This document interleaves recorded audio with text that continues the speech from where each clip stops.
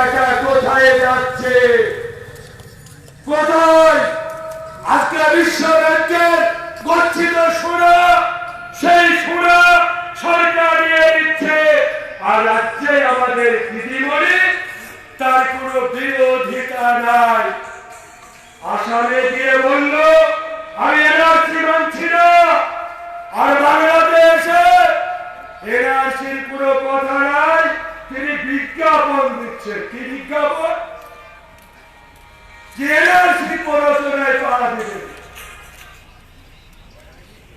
NRC কোনো প্ররোচনা, NRC কোনো প্ররোচনা। এনআরসি কেন্দ্র স্বরাষ্ট্র দপ্তর চাপিয়ে দিচ্ছে বিল সংশোধন করে।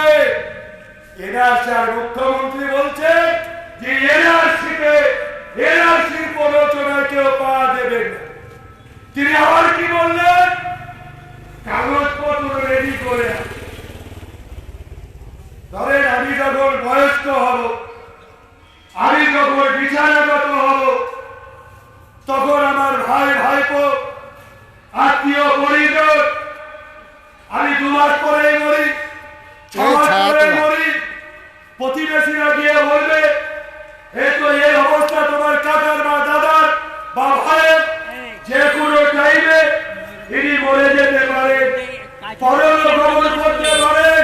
তার জন্য কিছু পয়সা করি আছে, যদি না থাকে আমার কাছে বক্তব্যে 5,000 টাকা নিয়ে আমি আমার দোকানে বলে যাবো 1 কুইন্টাল চাল নিয়ে এসো, আলু নিয়ে এসো, হঠাৎ করে লাগবে। আমাদের দিদিমণি সেই সতর্ক করে বলছে এনআরসির ফাঁদে পা দেবেন না, আর বলছেন কাগজপত্র ঠিক করে। বাহ, কাগজপত্র ঠিক করে রাখতে হবে। তার মানে কি এনআরসি অনুমোদন, এনআরসিতে পরোক্ষ মদত দিয়ে চলছে। আর আছে জনগণের হয়ে কথা বললেন এনআরসি আমরা ভারতীয়, আমরা ভারতীয়তার সন্তান, আমরা ভারতীয়, আমরা জন্মের সূত্রে, আমার পৈতৃক সূত্রে, আমার পিতৃ পরিচয় আমরা ভারতীয়, আমরা বাঙালি। আজকে এনআরসি মানছি না। আর এই দপ্তর আছে খাদ্য দপ্তর, এই দপ্তরে পরশুদিন সরকার মেমো নম্বর দিয়ে বলেছে যারা লাইন দিয়ে কাজ জমা দিয়েছে, ক্রাইটেরিয়া বেঁধে দেওয়া হয়েছে, মোটর সাইকেল, ইন্টারনেট, মোবাইল যাদের থাকবে তারা কার্ডটা পাবে, মানে বাজা বউ পাবে না, সন্তান হবে না। বাড়িতে বলবেন এটা আমার বড় বৌমা, নিঃসন্তান। কার্ড পাবেন, মাল পাবেন না। রাজ্য বলছে আর কেন্দ্র একই কথা বলছে। তাই আগামী 15 নভেম্বর আবার শুরু হবে ওই ক্রাইটেরিয়াতে ফর্ম জমা। মাল দেবে না, কার্ড দেবে। তাই মাল চাই, মাসের বিল মাসে চাই, বর্ধিত মৃত্যুর রসিদ প্রত্যাহার করতে হবে। এনআরসির বিরুদ্ধে সমস্ত নাগরিক সমাজ এখন এই আহ্বান জানিয়ে আমার আলোচনা এখানে শেষ করলাম। ইনকিলাব জিন্দাবাদ, সারা ভারত কৃষক সভা জিন্দাবাদ। এবারে এই সমর্থন জানিয়ে বিদ্যুৎ বিল, এনআরসি, খাদ্য এবং গম চাষ, গমের আটা ফলে কম ফলে, আর আমাদের রাজ্যে গম চাষ হবে না। গমের আটা চেক হয়তো ভাইরাস আছে কি, গম চেক হয়তো ভাইরাস আছে কিনা। আমরা দেখলাম ডেঙ্গু হবে, অনেকে বড় বড় মেশিন নিয়ে চলে যাচ্ছে কোথায়, ঢেলে দিতে হবে। আর এখানে বিডিও অফিসের সামনে একটা ডিভাইস, এই যে ত্রাণ দপ্তরের পিছনে তার নালিটা ক্লিয়ার নাই, সেখানে জল জমে প্রস্রাব করে। আচ্ছা, ওইখানে গিয়ে লেখা আছে নাকি যেটা বাবা গঙ্গার জল পবিত্র জল, এই জলে ডেঙ্গু হবে না? এগুলো আধিকারিকের মনে পড়ে। জঙ্গলের গায়ে একটা জীবাণু গাছ বেরিয়েছিল, বলেছিলাম এগুলো 100 দিনের কাজের মধ্য দিয়ে পরিষ্কার করতে হবে, তখন হলো না। এখন এনার্জি টাকা এসেছে, কোন জায়গায় বাঁশের খাঁচা, কোন জায়গায় আলোর বস্তা দিয়ে শাড়ি পরে রাস্তায় রাস্তায় গাছ বসে আছে। গাছ বৃষ্টি হবে, ছায়া হবে, এটা সঠিক হচ্ছে তো? আজকে সমর্থন জানিয়ে গম চাষ, খাদ্য, বিদ্যুৎ, এনার্জি এদের সমর্থন জানিয়ে বক্তব্য রাখবে ভারতের গণতান্ত্রিক জোহরাদাসের মুর্শিদাবাদ জেলা কমিটির অন্যতম সদস্য কর্নেল আব্দুল মমিনকে বলার জন্য আমি আহ্বান জানাচ্ছি।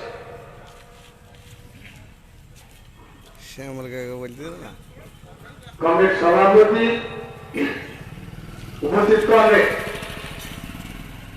এবং যতদূর পর্যন্ত মাইকের আওয়াজ যাচ্ছে সকলকে ভারতের কমিউনিস্ট পার্টি মার্ক্সবাদী শক্তিপুর এরিয়া কমিটির পক্ষ থেকে আন্তরিক শুভেচ্ছা এবং অভিনন্দন। বন্ধুরা, পূর্ববর্তী বক্তার মুখে আপনারা বিস্তারিত শুনেছেন কি উদ্দেশ্যে আজকে আমাদের এখানে অবস্থান বিক্ষোভ কর্মসূচি চলছে। সারা রাজ্যের সঙ্গে সারা জেলার সঙ্গে আমাদের ব্লকেও এই আজকে যে বিদ্যুতের বর্ধিত হারে যে বিল, সেই বিলের বিরুদ্ধে এবং প্রতি মাসে মানুষের যে বিল, সেই বিল নেওয়ার যে ব্যবস্থা, সেই ব্যবস্থা করতে হবে।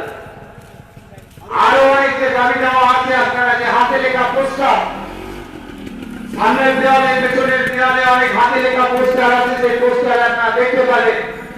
এনআরসি সহ অন্যান্য গম চাষ বা অন্যান্য যে সমস্ত দাবি দেওয়া, সেই দাবি দেওয়ার ভিত্তিতে আজকে আমাদের অবস্থান বিক্ষোভ কর্মসূচি চলছে। বন্ধুগণ, কেন্দ্রের একটা সরকার, নরেন্দ্র মোদী সরকার দ্বিতীয়বারের জন্য নির্বাচিত হয়েছে। আর এই দ্বিতীয়বারের জন্য নির্বাচিত হয়ে কেন্দ্রের সরকার, বিজেপি সরকার, এনডিএ সরকার তারা ধরাকে সরাজ্ঞান মনে করেছে। তারা সংবিধানকে তোয়াক্কা না করে, সংবিধানকে তারা সংবিধানের উপরে ভরসা না রেখে সংবিধানকে ধ্বংস করার জন্য, যেটা স্বাধীনতার পরে 1947 সালের পরে আমাদের ভারতবর্ষ কেমন ভাবে চলবে, ডাক্তার বি.আর. আম্বেদকর এবং আরো 4 জন মিলে 5 সদস্য বিশিষ্ট বেঞ্চে বসে একটা সংবিধান রচিত হয়েছে। আর সেই সংবিধানে মানুষের যে অধিকার, মৌলিক যে অধিকার, সেই অধিকারগুলি 10 নম্বর তফসিলে লিপিবদ্ধ করা আছে। মানুষের বাক স্বাধীনতার অধিকার, মানুষের ধর্মীয় অধিকার, মানুষের শিক্ষার অধিকার, মানুষের চিকিৎসার অধিকার, মানুষের সম্পত্তির অধিকার, এই অধিকারগুলো লেখা আছে। পাশাপাশি আমাদের ভারতবর্ষ কি পদ্ধতিতে চলবে, শিডিউল কাস্ট, শিডিউল ট্রাইব, যারা পিছিয়ে পড়া সম্প্রদায়, তাদের জন্য কি ব্যবস্থা হবে, তাদের জন্য কিরকম সুবিধা দেওয়া হবে, সেরকম যেমন লেখা আছে। সেরকম লেখা ছিল যে ভারতবর্ষের সঙ্গে কিছু রাজ্য যুক্ত হয়েছিল, যে রাজ্যগুলো ভারতবর্ষের সঙ্গে ছিল না। তার মধ্যে একটা অন্যতম রাজ্য হচ্ছে কাশ্মীর। সেই কাশ্মীরকে যুক্ত করা হয়েছিল ভারতের সঙ্গে 1947 সালের পরে। সেখানে তাদেরকে বলা হয়েছিল যে তোমাদেরকে একটা বিশেষ সুবিধা দেওয়া হবে। তার জন্য সংবিধানে 370 ধারা আর 35 এ ধারা সংশোধন করা হয়েছে এবং তাদেরকে বিশেষ সুবিধা দেওয়ার একটা ব্যবস্থা চালু করা হয়েছে। পাশাপাশি মণিপুর, নাগাল্যান্ড, মিজোরাম, মহারাষ্ট্র, গুজরাট, হায়দ্রাবাদ এরকম কিছু রাজ্যে, এরকম 11টা রাজ্যে সংবিধানে 71A, 71B, 71C, 71B, 71E, 71A এইরকম ধারাগুলো সংযোজন করা হয়ে সেই রাজ্যগুলো বিশেষ সুবিধা ভোগ করে। আমাদের দেশে নরেন্দ্র মোদী সরকার ক্ষমতায় আসার পরে তিনি ঘোষণা করলেন এক দেশ, এক জাতি, এক সংবিধান, এক ভাষা, এটা হবে। তার জন্য তিনি কি করলেন, কাশ্মীর থেকে তিনি 370 সালে উচ্ছেদ করে দিলেন, দিয়ে কাশ্মীরকে দুটো ভাগে ভাগ করে দিয়ে দুটো কেন্দ্রীয় শাসিত যে অঞ্চল, সেই অঞ্চলে বিভক্ত করে দিলেন। আজকে থেকে তার লাগু হচ্ছে, নিয়ম যে লাগু, সেই লাগু চলছে। কাশ্মীরে সেই যে ঘোষণার পর থেকে আজ পর্যন্ত লাগাতার মানুষের যে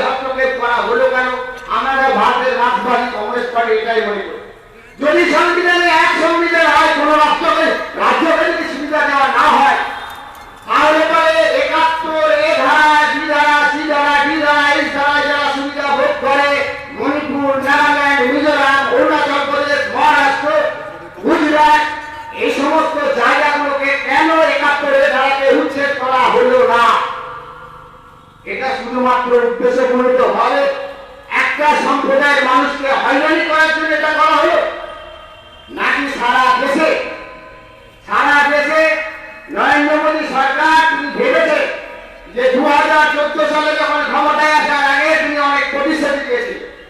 সেই প্রতিশ্রুতিগুলো দিয়েছিলেন যে আমি কর্মসংস্থান করবো বছরে 2 কোটি, অর্থাৎ 5 বছরে 10 কোটি বেকারের চাকরি দেবো। তিনি বলেছিলেন যে আমি কালো টাকা উদ্ধার করে গরিব মানুষের অ্যাকাউন্টে 15 লক্ষ করে টাকা দেব। তিনি বলেছিলেন যে আমি ভারতবর্ষে যে সমস্ত পিছিয়ে পড়া মানুষ আছে তাদের যে উন্নয়নের জন্য ব্যবস্থা, সেই ব্যবস্থা গ্রহণ করব। তিনি বলেছিলেন নোট বাতিলের মধ্য দিয়ে যে জঙ্গি গোষ্ঠীগুলো আছে তার জাল টাকা যেটা হচ্ছে সেই জাল টাকা আমরা রোখার ব্যবস্থা করব। তিনি আরো অনেক অনেক অনেক প্রতিশ্রুতি দিয়েছিলেন, কিন্তু 2019 সাল পর্যন্ত আমরা দেখলাম যে কোনো প্রতিশ্রুতি তিনি পালন করেননি। না করেছেন নোট বাতিলের মধ্য দিয়ে 140 জন মানুষ মারা গেছে। তারা সেদিন ভেবেছিল যে আমরা নোট বাতিলের মধ্য দিয়ে 140 জন মানুষ মারা গিয়েছে, তাদের বুকের উপর দিয়ে হেঁটে গিয়ে মানুষ টাকা তুলেছে অনেক কষ্ট করে, অনেক হয়রানি হয়ে। তারা ভেবেছিল এই কষ্টটা আমরা সহ্য করবো যদি আমাদের দেশে বিদেশ থেকে কালো টাকা উদ্ধার হয়েছে, গরিব মানুষের অ্যাকাউন্টে 15 লক্ষ করে টাকা যায়।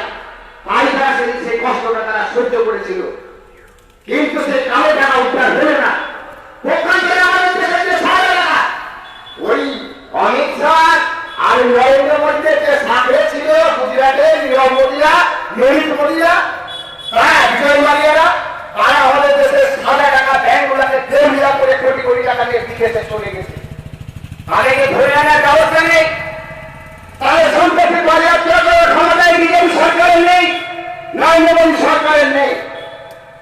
ফলে যে ওষুধ বা যে কথা বলে তিনি 2014 সালে ক্ষমতায় এসেছিলেন, বেকারদের কর্মসংস্থানের যে সুযোগ দেখিয়েছিলেন, যে স্বপ্ন দেখিয়েছিলেন, বেকাররা ভেবেছিল পরিবর্তন দরকার, বেকারদের কাজের দরকার, কিন্তু 2 কোটি বেকার তো দূরের কথা, সারা ভারতবর্ষে 2 লক্ষ বেকারের প্রতি বছরে ঘরে চাকরি হয়নি। এরপরে 2019 সালে সেই ম্যাজিক যখন কাজ করতে না লেগে একটা নতুন ইস্যু তিনি চালু করলেন, পাকিস্তান পাকিস্তান পাকিস্তান অর্থাৎ ধর্মের নামে মানুষকে বিভাজন করে মুসলমান, সন্ত্রাসবাদী আর পাকিস্তান আর এনআরসি এই সমস্ত যুদ্ধ দেখিয়ে মানুষকে বোকা বানিয়ে মানুষ ভয়ে আতঙ্কে 2000 সালে আবার পুনরায় তাকে নির্বাচিত করেছে। আর নির্বাচিত করার পরে আমরা কি দেখছি, সর্বপ্রথম যে সংবিধান, আমাদের লিখিত সংবিধান, ভারতবর্ষ একটা সার্বভৌম গণতান্ত্রিক প্রজাতন্ত্র দেশ, আর সেই দেশে সংবিধানকে ধ্বংস করে একের পর এক পরিবর্তন ঘটিয়ে জনজীবনে একটা ভয়ঙ্কর বিপদের অসীম সংকেত তিনি খাড়া করেছেন এই নরেন্দ্র মোদী সরকার। সারা ভারতবর্ষে আজ বেকারদের চাকরি নেই, আজ ভারতবর্ষে কৃষকের উন্নয়নের জন্য কোনো কথা অমিত শাহ নরেন্দ্র মোদীর মুখে শোনা যায় না। তাদের কাছে ভারতবর্ষের যে রাষ্ট্রায়ত্ত সংস্থাগুলি আছে সেগুলি উন্নয়নের কথা তাদের মুখে শোনা যায় না, তাদের মুখে শোনা যায় না। ভারতবর্ষে বেকারদের কর্মসংস্থান থেকে আরম্ভ করে সারা ভারতবর্ষের আর্থিক দিক দিয়ে উন্নয়নের কথা শোনা যায় না। আজকে শুধু শোনা যায় যে এনআরসির আতঙ্ক মানুষের মধ্যে ধরে দাও, আর এনআরসির আতঙ্কে তারা ব্যাধিগ্রস্ত হয়ে পড়বে। আজকে সারা পশ্চিমবঙ্গ তথা সারা ভারতবর্ষের যারা মানুষ, তাদের 365 দিনের মধ্যে 100টা দিন তাদেরকে জেরক্স অফিসে বসে থাকতে হচ্ছে, হয় এনআরসির কাগজ জমা করতে, আর নাহলে আধার কার্ডের লিঙ্ক করতে, আর তারা হলে হয় তাদের রেশনিং যে ব্যবস্থা সেই ব্যবস্থায় নাম তুলতে। বিভিন্নভাবে তাদেরকে 100টা দিন তাদেরকে হয়রানি করা হচ্ছে, শুধুমাত্র জেরক্সের দোকানে তাদেরকে ফেলে রাখা হচ্ছে। তাদের জীবন জীবিকার একটা ব্যাপকতম ঘাটতির সম্মুখীন হচ্ছে। আর সারা ভারতবর্ষের মানুষ, আর সারা ভারতবর্ষের আর্থিক দিক দিয়ে ঢুকছে। ভারতবর্ষের যে রিজার্ভ ব্যাংকের যে গচ্ছিত যে ফান্ড, সেই ফান্ডকে ধ্বংস করে দিয়েছে। সেই ফান্ড ভেঙে ফেলেছে কেন্দ্রীয় সরকার, ধার নিয়েছে রিজার্ভ ব্যাংকের কাছ থেকে। আজকে সারা ভারতবর্ষে এইরকম একটা পরিস্থিতি তৈরি করেছে এই নরেন্দ্র মোদী সরকার। আর আমাদের রাজ্যে একজন মুখ্যমন্ত্রী আছে, তিনিও যেমন 2011 সালে ক্ষমতায় আসার পরে তিনি অনেক কথা বলেছিলেন। 2016 সালে আবার তিনি পুনরায় নির্বাচিত হয়েছে। আর আমরা কি দেখলাম, সেই নরেন্দ্র মোদীর সঙ্গে গোপনে দিদি ভাই আর মোদী ভাই আর প্রকাশ্যে তিনি বড় বড় কথা বলছেন। আর যখন নরেন্দ্র মোদীর বিরুদ্ধে গঠনমূলক যখন বিরোধিতা দরকার তখন তিনি বিরোধিতা করছেন না। যখন কাশ্মীরে 370 ধারা উঠে যাচ্ছে, সংসদে যখন বিরোধিতা করা হচ্ছে, এটা অন্যায়, এটা করা যাবে না, এর বিরোধিতা করছে, তখন এই দিদিমণি যারা এমপি ছিলেন তারা ওয়াকআউট করে চলে আসছেন। তারা না দিচ্ছে তার বিরোধী ভোট, না দিচ্ছে তার পক্ষে ভোট, তিনি দাদাকে সন্তুষ্ট করে চলে আসছেন। কারণ এই তৃণমূল সরকারটা দুর্নীতিতে একেবারে ঘর পর্যন্ত ডুবে গেছে। তারা যদি এই মোদীর বিরোধিতা করে আর সিবিআই যদি সঠিক তদন্ত করে, তাদের টোটাল যে টিম, তৃণমূল টিম, সেই টিমটা আর জেলখানাতে বন্দী হয়ে যাবে। তার জন্য তারা গোপনে দিদি ভাই আর মোদী ভাই তাদের যে আপোষ চলছে। আপনারা দেখলেন না কদিন আগে আমাদের রাজ্যে যে সিআইডিতে যে মেন যে অফিসার রাজীব কুমার, সেই রাজীব কুমারের পাত্তা পাওয়া যাচ্ছিল না, তাকে সিবিআই খুঁজে পাচ্ছিল না। দিনের পর দিন সিবিআই খুঁজে বেড়াচ্ছে রাজীব কুমারকে গ্রেফতার করতে হবে, আর রাজীব কুমারকে পাওয়া যাচ্ছে না। আর রাজীব কুমার লিখিত অভিযোগ করছেন তার কোর্টে তিনি জামিনের জন্য তিনি আপিল করছেন, তার সই করা কাগজে, অথচ সিবিআই তাকে খুঁজে পাচ্ছে না। দিদি ওই যখন সারা রাজ্যে সব রাজ্যে যখন উন্নয়ন পরিষদের যখন মিটিং হয়, যখন অর্থের যখন মিটিং হয় রাজ্যের তালিকা পেশ করার জন্য, তখন মোদী সরকারের যে স্ট্যান্ডিং কমিটির মিটিং সেখানে তিনি যেতে পারেন না। আর রাজীব কুমার যখন সিবিআই এর খপ্পরে পড়ে তখন তিনি তাড়াতাড়ি চলে গেলেন ওই নরেন্দ্র মোদী আর অমিত শাহের সঙ্গে। আর কদিন পরে একটা সেটিং হয়ে গেল, আর সেই সেটিং এ ফেল পেয়ে গেল রাজীব কুমারের ফেল হয়ে গেল। আমরা এটাই তো দেখলাম, আমরা এটাই তো দেখছি যে মোদী আর দিদি কেমন ভাবে এক হয়েছে। সারা রাজ্যের মানুষের যেমন গণতান্ত্রিক অধিকার নরেন্দ্র মোদী সরকার যেমন দেশের লোকের কেড়ে নিয়েছে, সংবিধানকে ধ্বংস করছে, আমাদের রাজ্যে দিদিমণিও তার আগেই শুরু করেছেন। তিনি ভারতবর্ষ তথা পশ্চিমবঙ্গে যে ইতিহাস ছিল, ভোট মানে একটা উৎসব ছিল, মানুষ ভোট দিত একটা উৎসবের ইতিহাসে। মানুষ তাদের পছন্দ মতো মানুষকে নির্বাচিত করে তারা পঞ্চায়েত সমিতি, জেলা পরিষদে নির্বাচিত করত, তাদের মত প্রয়োগ করত। আর সেই মত প্রয়োগ করতে দিলেন না, কারণ তার কাছে গোপন রিপোর্ট ছিল যদি পঞ্চায়েত ভোট সুস্থভাবে হয় তাহলে বিরোধীরা ওয়ান থার্ড আসন তৃণমূল কংগ্রেস পাবে না, বিরোধীরা 3 ভাগ আসন পেয়ে যাবে। এখন পুলিশের সঙ্গে গোপন বৈঠক করে দিলে ঠিক করলেন যে এই ভোট করতে দেওয়া যাবে না, এই ভোট করতে দেওয়া যাবে না। তার জন্য তিনি কি করলেন, দখলদারি ব্যবস্থা করলেন।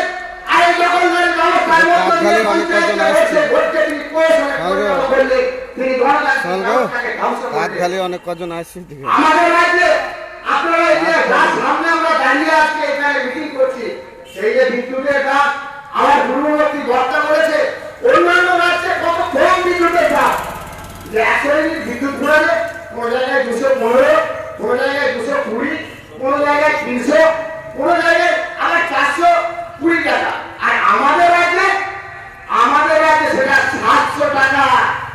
আমাদের রাজ্যে 100 ইউনিট বিদ্যুৎ ঘুরালে সেখানে 700 টাকা দিতে হবে। কারণ এই বাজারে আলু পটল কিনতে গেলে পরে আপনারা জানেন 1 কেজি কিনলে পরে যদি আলুর দাম যদি 17 টাকা নেয়, তাহলে 10 কেজি কিনলে পরে সেই দামটা 15 টাকা করে পড়ে। আর বিদ্যুৎ অফিসে সেটা উল্টো, আপনি যদি 100 ইউনিটের কম করান তার জন্য যে টাকা দিতে হবে, আপনি যদি 200 ইউনিটের বেশি করান তার 1.5 গুণ টাকা আপনাকে দিতে হবে। মানে বিদ্যুতের যত বেশি বিদ্যুৎ পড়াবেন তত বেশি বিল আপনাকে দিতে হবে, দাম তত বেশি আপনার পড়বে।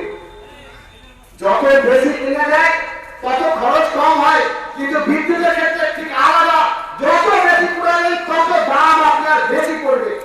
তাই আমরা বলতে চাই, যে মানুষকে 100 ইউনিট বিদ্যুৎ পড়ায় প্রতি মাসে, তার 3 মাসে আপনি 3 মাস পরে যদি আপনি তাদের ইউনিটে যদি পরীক্ষা করতে যান কত ইউনিট পুড়েছে, তাহলে তার 300 ইউনিট পুড়বে। আর 300 ইউনিট পুড়লে পরে যে মানুষটাকে মাসে 700 টাকা দিতে হতো, সেই মানুষকে তখন দেখা যায় গড়পড়তা মানুষকে 1000 টাকা করে দিতে হচ্ছে। অর্থাৎ 3 মাসে তার 300 টাকা তার বেশি লেগে তাই আমরা বলতে চাই প্রতি মাসে কৃষ্ণ হাজরা প্রতি মাসে আপনাকে যে ইউনিটের যে রিডিং সেই রিডিং আপনাকে করে আসতে হবে আর তার এই বিল প্রতি মাসে দেওয়ার যে ব্যবস্থা সেই ব্যবস্থা আপনাকে করতে হবে। পাশাপাশি আমরা এটাও বলতে চাই যে আমরা দেখছি বিদ্যুতের যে বর্ধিত মাস করছে রাতের রাতে যে বিদ্যুতের দাম বাড়ছে সেই দাম বাড়ানো চলবে না, সেই দাম কমাতে হবে। অন্যান্য রাজ্যে যেরকম দাম আছে আমাদের রাজ্য ভারতবর্ষের বাইরে নয়, আমাদের রাজ্যের দামও সেই অনুপাতে রাখতে হবে। আমাদের রাজ্যের মানুষকে হয়রানি করা, তাদের পকেট কাটা অন্যায় ভাবে এটা চলবে না। অবিলম্বে এই বিদ্যুতের দাম কমানো ব্যবস্থা করতে হবে। আর ধুতুরি বিল চলে আসছে, বিল দেওয়ার পরে বিল চলে যাচ্ছে। এই ধুতুরি যে বিল সেই বিলকে বন্ধ করতে হবে। মানুষকে যে হয়রানি করা, তাদের লাইন কেটে যাচ্ছে, বারবার হুমকি দেওয়া, সেই যে ব্যবস্থা সেই ব্যবস্থাকে বন্ধ করতে হবে। আমরা বলতে চাই যে বিদ্যুতের যে বিদ্যুৎ সেই বিদ্যুতের যে দাম সেই দাম আরো কম দামে বিদ্যুতের ব্যবস্থা করতে হবে।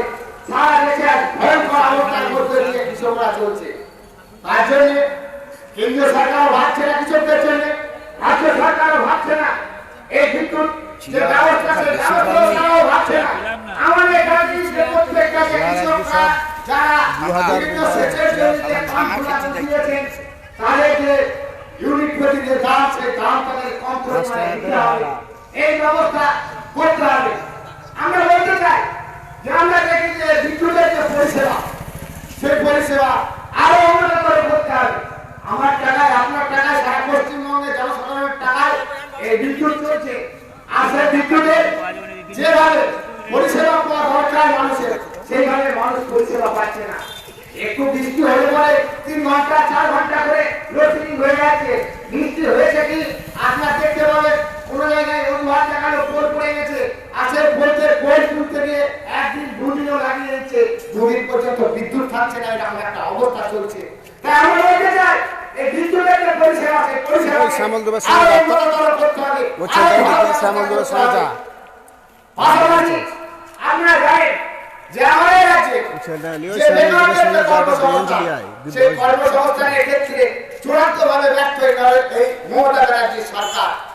কারণ এই ব্যর্থতা শুধু ওনার নয়, এই ব্যর্থতা হচ্ছে পশ্চিমবঙ্গের মানুষ যারা ছিল তারা সেদিন ভাবতে পারেনি। যেদিন তিনি ওই দুর্গাপুর হাইওয়ের উপরে তিনি বসেছিলেন, অনশনে বসেছিলেন, যে পশ্চিমবঙ্গে যেমন সিঙ্গুরে যেমন শিল্প কারখানা প্রায় 90% স্থাপন হয়ে গেছিল, বামপন্থী সরকার তৎকালীন উত্তরে ভট্টাচার্য তিনি বলেছিলেন কৃষি আমাদের ভিত্তি, শিল্প আমাদের ভবিষ্যৎ, আর বেকার যুবদের কর্মসংস্থান আমাদের লক্ষ্য। আর সেই লক্ষ্যে যখন সিঙ্গুরে যখন কারখানায় স্থাপন করেছিলেন, আর মমতা ব্যানার্জি ভেবেছিলেন যদি সিঙ্গুরে কারখানা হয়ে যায়, গরিব ঘর মধ্যবিত্ত ঘরের ছেলেরা পশ্চিমবঙ্গের বেকাররা যদি সিঙ্গুরে কাজ পেয়ে যায়, তাহলে তারা মুখ্যমন্ত্রী যে গরিবে বসা সেই গরিবে বসা যাবে না। তাই তিনি সেদিন হাইওয়ের উপরে বসে পশ্চিমবঙ্গের বেকার যুবদের ভবিষ্যৎকে অন্ধকারের দিকে ঠেলে দিয়েছে। আজ পশ্চিমবঙ্গে তিনি সিঙ্গাপুর যাচ্ছেন, তিনি লন্ডন যাচ্ছেন, ইতালি যাচ্ছেন, ঘুরলেন, শিল্প সম্মিলনী করছেন, একটাও শিল্প আসছে না। পশ্চিমবঙ্গে 1997 সাল থেকে 2011 সাল পর্যন্ত এইদিকে বাস কেন ছায়া একটা ব্যবস্থা চালু করেছিল বামপন্থী সরকার।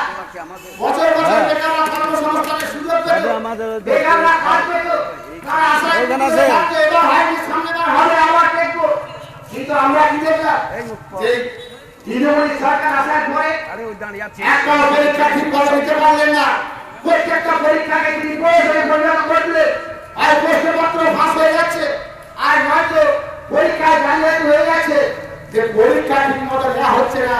2011 সাল থেকে 2018 সাল পর্যন্ত মাত্র 2 বার পরীক্ষা নেওয়ার ব্যবস্থা হয়েছে, আর 2 বার কর্মসংস্থানের একটু সুযোগ হয়েছে। তাতে মেধার ভিত্তিতে কর্মসংস্থান করেন এই মমতা ব্যানার্জি সরকার।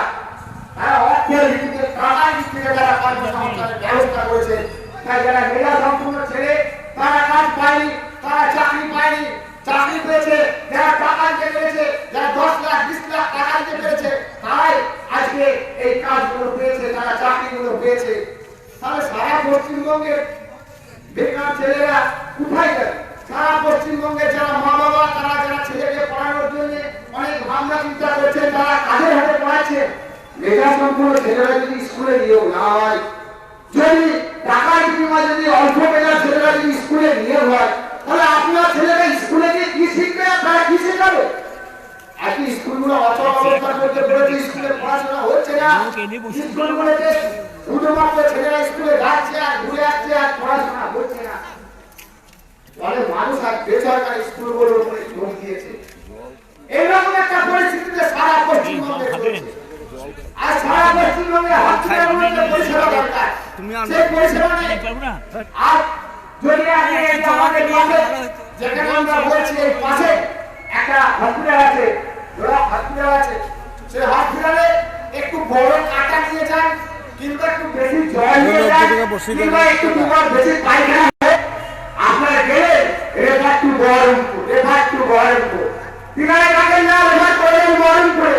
তিনারা বলেন আমাদের হসপিটালে যে পরিমাণে পরিকাঠামো দরকার সে পরিকাঠামো নেই। অথচ দিদিমণি মুখে বড় বড় কথা বলছে যে ভারতীয় সুপার স্পেশালিটি হসপিটাল তৈরি করেছি, মানুষের পরিষেবা অনেক উন্নয়ন করেছি, বিনা পয়সায় যে অল্প পয়সায় যে ওষুধের যে ব্যবস্থা সেই ব্যবস্থা কেনার ব্যবস্থা করেছি। আমরা কি দেখছি সারা পশ্চিমবঙ্গ জুড়ে আজকে চিকিৎসা ব্যবস্থার কি অবস্থা চলছে। কিছুদিন আগে তো আপনারা দেখতে পাচ্ছিলেন প্রতিদিন কোনো না কোনো হসপিটালে আগুন লাগছে, মার হচ্ছে, বিভিন্ন রকম ঝামেলা হচ্ছে, অশান্তি হচ্ছে। ডাক্তাররা ঠিক মতো পরিষেবা দিচ্ছেন না, ডাক্তাররা অনশন করছেন তাদের নিরাপত্তার জন্য। তাই ডাক্তাররা প্রথমে বলেছিলেন যে আমাদের নিরাপত্তার আগে যে জিনিসটা দরকার সেটা হচ্ছে যে পরিমাণে পরিকাঠামো দরকার আমাদের রাজ্যে হসপিটালগুলো, সেই পরিমাণে যে পরিকাঠামো সেই পরিকাঠামো নেই, সেই পরিকাঠামোর ব্যবস্থা করতে হবে। মুখ্যমন্ত্রীর সঙ্গে বৈঠক হয়েছিল, মুখ্যমন্ত্রী আশ্বাস দিয়েছিল যে পরিকাঠামো করে দেওয়া হবে। করেছে কি? হয়নি। সারা পশ্চিমবঙ্গে হয়নি। তাই পশ্চিমবঙ্গে শুধু তৃণমূল সরকার থেকে আরম্ভ করে নিচু পর্যন্ত তৃণমূলের যারা বাহিনী আছে প্রত্যেকে আজকে দুর্নীতির আখড়ায় পরিণত করেছে। অঞ্চল, ব্লক, জেলা থেকে আরম্ভ করে সারা পশ্চিমবঙ্গে আজকে তারা দুর্নীতির আখড়াতে পরিণত করেছে।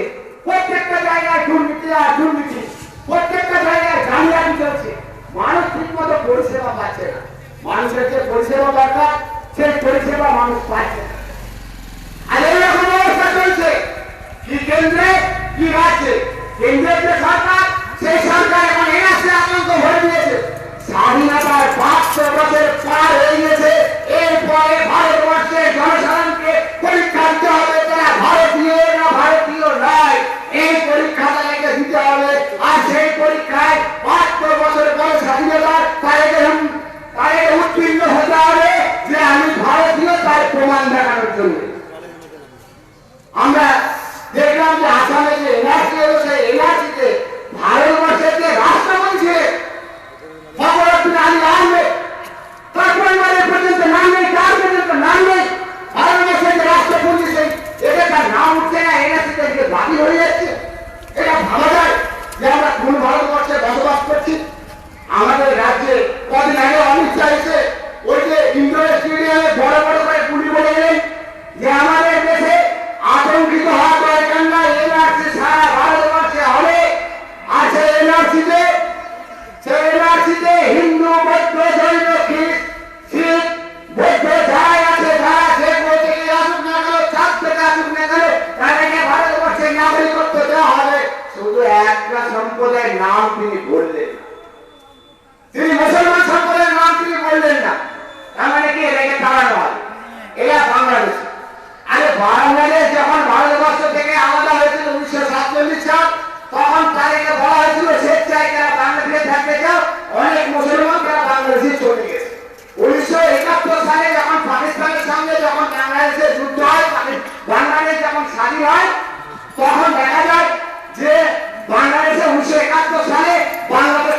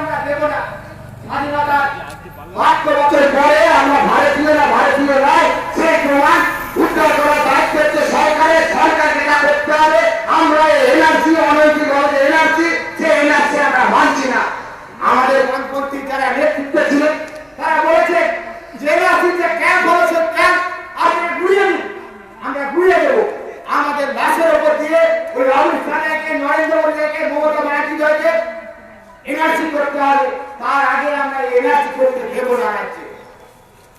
তাই বন্ধুগণ, যে উদ্দেশ্য নিয়ে আজকে আমাদের এইখানে অবস্থান করে, বিশেষ করে এই বিদ্যুৎ অফিসের যে সমস্ত দাবি দেওয়া, সেই দাবি দেওয়া আমাদের পূরণ না হয়ে আমরা আগামী দিনে তো বৃহত্তর আন্দোলনে যাব।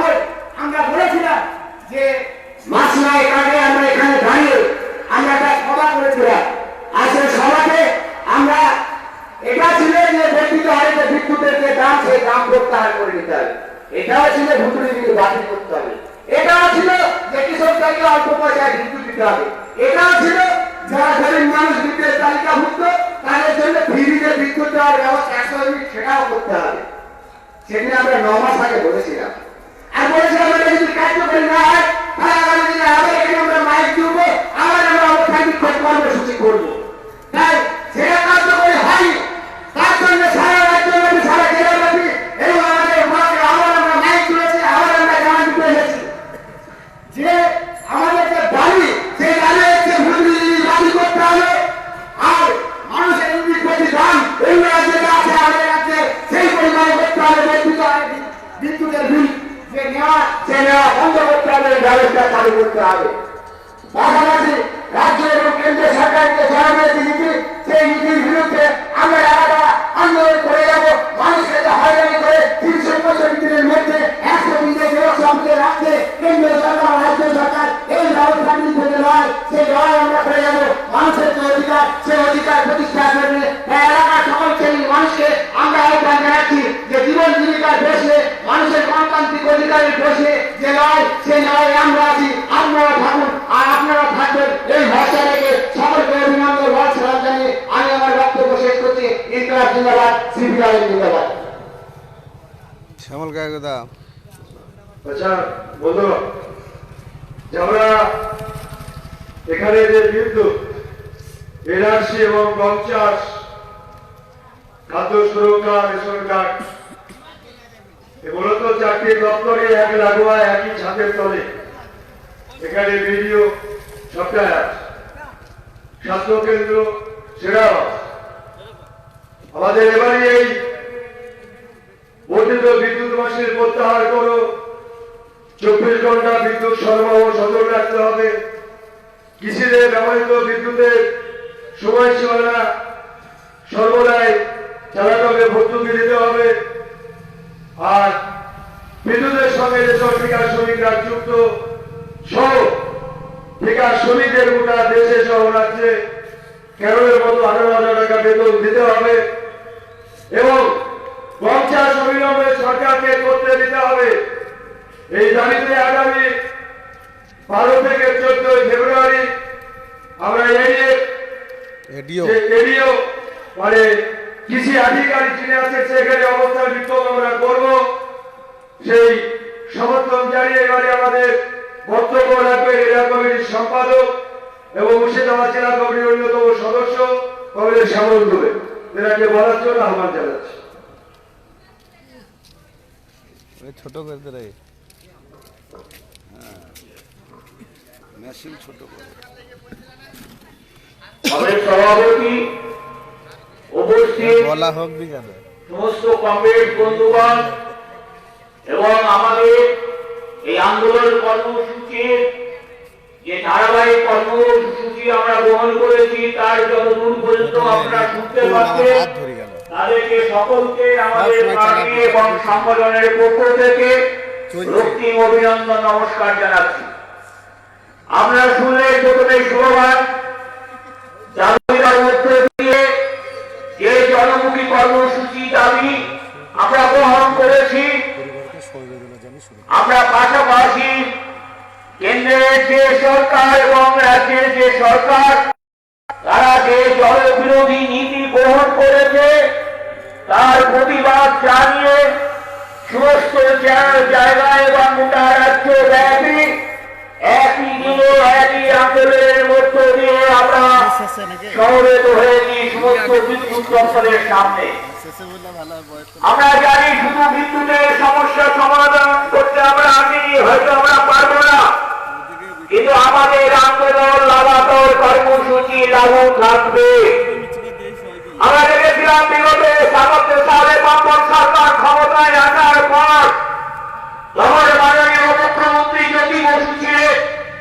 তিনি বলেছিলেন ক্ষমতায় আসীন হওয়ার পর তিনি বলেছিলেন যে রাস্তাঘাট এলাকার উন্নয়ন এবং বিদ্যুৎ সবে মাত্র আমরা জানতাম না বিদ্যুতের আলো আমরা মুখি মেরে এ গ্রাম থেকে গ্রামে দেখতে যেতাম কোন রকমে। তিনি বলেছিলেন সমস্ত গ্রামে আমরা বিদ্যুৎবিহীন গ্রাম তৈরি করব, প্রতিটি ঘরে ঘরে ঘরে বিদ্যুতের বিজুলি বাতি আমরা জ্বালিয়ে দেব। সেই কর্মসূচির মধ্যে দিয়ে আজ আমরা সকলে উপলব্ধি করতে পারছি যে পুরা রাজ্যে আজ বিদ্যুৎ আমরা পেয়েছি এবং পাচ্ছি। কিন্তু এখানে আমাদের বিষয় নয়, আমাদের মূলত বিষয় হচ্ছে যে আজ বিদ্যুৎ একসময় একটা সংকট অবস্থান ছিল। শিল্প কারখানা বিভিন্ন কারিগরি ব্যবস্থা ছিল এর আগের সরকারের আমলে। কোন সময় হয়তো বিদ্যুতের একটা ঘাটতি হতো, চাহিদা ছিল প্রচুর, আমদানি করতে হতো বিদেশি বাইরের তাপবিদ্যুৎ কেন্দ্র থেকে, এবং আমাদের সরকার সেই সময় বলতেন যে আমরা ধর্মীয় অনুষ্ঠান হোক, সভা হোক, যে কোনো সময়ে হোক, উৎসবের মধ্যে আমরা বিদ্যুৎ পর্যাপ্ত পরিমাণে বিদ্যুৎ সাপ্লাই করব। উচ্চমানে বিদ্যুৎ কিনে নিয়েছে, গরিব মানুষকে বিক্রি করেছিলেন বিদ্যুৎ।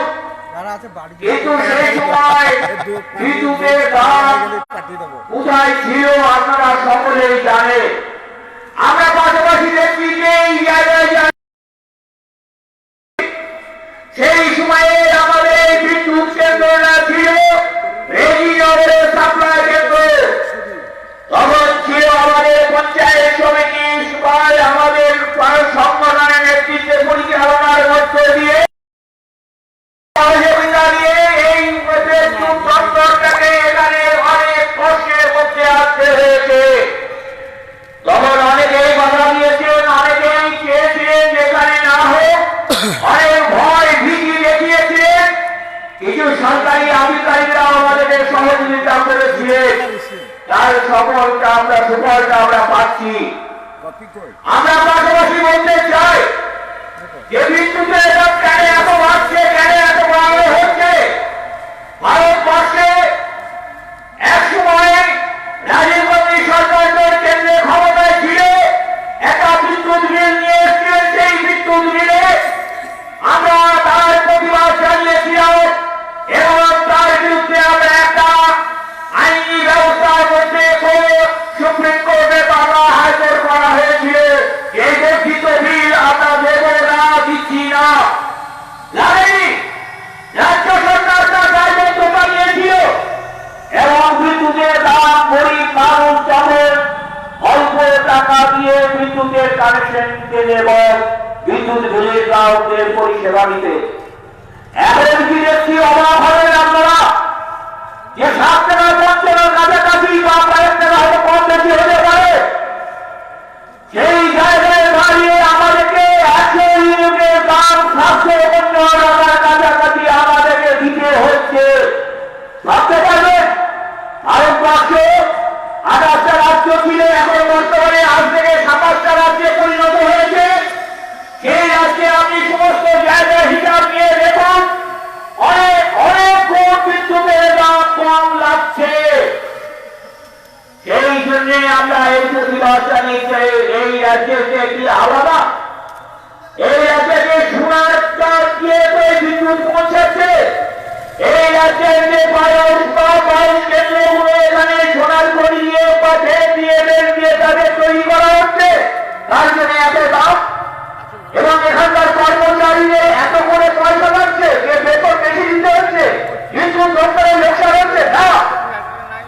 আমরা জানি এখানে অসংগঠিত শ্রমিকদের নিয়ে রাত দিন অক্লান্ত পরিশ্রম করে এখানকার কাজকে উদ্ধার করা হয়েছে ঠিকাদার ব্যবস্থার মধ্য দিয়ে। আমরা বলতে চাই এই যে অসংগঠিত শ্রমিক তাদের জন্য আমরা লড়াই আন্দোলন করে আসছি। শ্রমিক সংগঠন সিআইটিউ নেতৃত্বে এরা ভাই ভাই আন্দোলনের মধ্য দিয়ে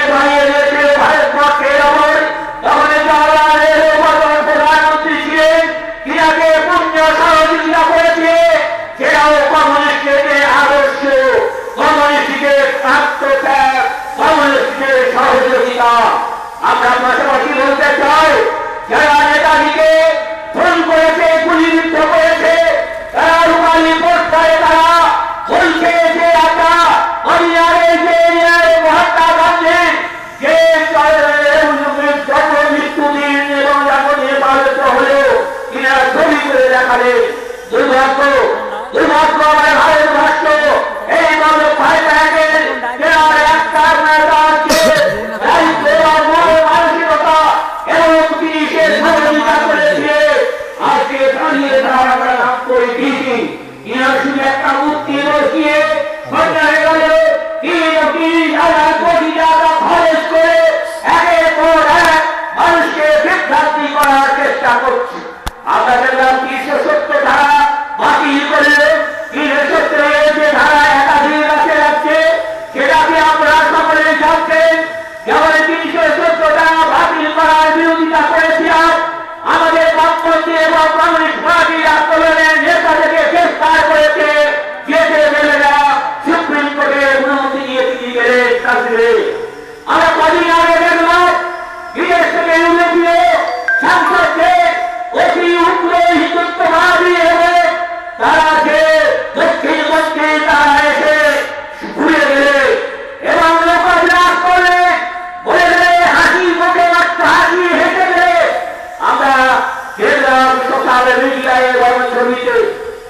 আমরা ভাবতে চাই যে বিশ্বাসঘাতের রাজনৈতিক দল যারা ক্ষমতায় আসীন হয়েছে তাদেরকে আমরা ভারতবর্ষ থেকে যত তাড়াতাড়ি তাড়াতে পারবে সরাতে পারবে ফলে আপনাদের নিশ্চিতি করে আজ কৃষক ফসলে কাজ পাচ্ছে না, আত্মহত্যা করছে, বেকার যুবক কাজ হারাচ্ছে, কাজ পাচ্ছে না, নতুন করে কোনো শিল্প নয়, ব্যাংকের টাকা ব্যাংক দেউলিয়া হতে বসেছে, ঘোষণা করে দিলে ব্যাংকে লক্ষ লক্ষ কোটি কোটি যতই টাকা থাকবে ব্যাংক তার নিজস্ব দায়িত্ব ১ লক্ষ টাকার বেশি নেবে না।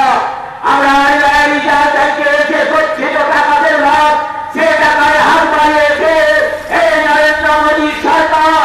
আমরা দুঃখ প্রকাশ করেছি, আমরা ভয় জানিয়েছি। আমরা বলতে চাই কোনদিন ভারতবর্ষের স্বাধীনতার পর ভারতবর্ষের মধ্যে এই ঘটনা ঘটায়নি। এরা ঘটাচ্ছে একদিকে নরেন্দ্র মোদী, একদিকে বিজয় মাল্যা, একদিকে যে সমস্ত শিল্পপতিরা তারা টাকা লুট করে বিদেশে চলে গেলে তাদের টাকা ধরার, তাদের বিরুদ্ধে আইনি ব্যবস্থা নেওয়ার কোন ভূক্ষের বিনা করলেন না। নোটবন্দির মধ্য দিয়ে গরিব মানুষকে রাস্তায় দাঁড় করালে আবার ঘোষণা করছে আগামী জানুয়ারি মাস থেকে বা ডিসেম্বর মাস থেকে ২০০০ টাকা নোট তুলে নেওয়া হবে। এক তুগলকি সরকার, সরকার আপনার ইতিহাসে হয়েছে যে মৃত্যু মুখের কথা তিনি খামখেয়ালি ভাবে চালাচ্ছে। আমরা দেখেছি আজ ভারতবর্ষে দেউলিয়া বিদেশে কাছে হাত বাড়াতে হচ্ছে অর্থ সাহায্যের জন্য। ভারতবর্ষ নিরক্ষিত, ভারতবর্ষকে আবার আক্রমণ করবে বিদেশি শত্রুরা। এই যে দল তারা মাথা ভঙ্গ দিতে শুরু করেছে, তারা এই জায়গায় দাঁড়িয়ে প্রতিবাদ করতে চায়। আর রাজ্যে থেকে সরকার আছে তৃণমূল সরকার, যে সরকারের যে খাদ্যায় উৎসব আনন্দ উপভোগের মধ্যে দিয়ে ভারত মহারাজের মধ্যে দিয়ে চালিয়ে যাচ্ছে। কোন স্থায়ী ব্যবস্থা নাই, কোন যুবকের কর্মসংস্থানের কোন সংস্থান খুঁজে পায় নাই। কৃষকদের উন্নয়নের কথা ভাবে না, দেশের কথা ভাবে না। একদিকে ধানের লড়াই চালাচ্ছে আর এইদিকে বন্ধুত্ব স্থাপন করছে। এই জায়গায় মিথ্যাচার বিরুদ্ধে আমাদের লাগাতার আন্দোলন কর্মসূচি চালিয়ে যেতে হবে। আমি আর বিস্তারিত ভাবে বেশি কিছু বলতে চাই না। আমাদের আরো বক্তারা আছে, তারা আপনাদের সামনে আলোচনা করবে। আমরা লিখিত ভাবে বিদ্যুৎ যন্ত্রের ডেপুটেশনটা দিতে চাই। আমাদের দাবি নিয়ে আমরা নিশ্চয়ই সবাই এখানে একমত থাকি এবং আমাদের এই আন্দোলনকে আরো শক্তিশালী করতে হবে। এই আশা ভরসা রেখে সকলকে রক্তিম অভিনন্দন নমস্কার জানিয়ে আমি আমার বক্তব্য শেষ করছি। ইনকাম জিন্দাবাদ, সিপিআই জিন্দাবাদ। আবার আচ্ছা এবারে আমাদের এই বিদ্যুৎ বিল প্রত্যাহার, অবৈধ বিদ্যুৎ বিল প্রত্যাহার করুন। পঞ্চায়েত এনআরসি 16 থেকে খাদ্য সুরক্ষা কার্ড বিতরণ, এই দাবির সমর্থন জানিয়ে আমাদের সারা ভারত কৃষক সমাজ এবং পশ্চিমবঙ্গ আদিবাসী লোকশিল্পী মুর্শিদাবাদ জেলা কমিটির সম্পাদক কমরেড রহিমউদ্দিন শেখ সংক্ষেপে আলোচনা করবে। এটাকে আলোচনা করার জন্য আহ্বান জানাচ্ছি।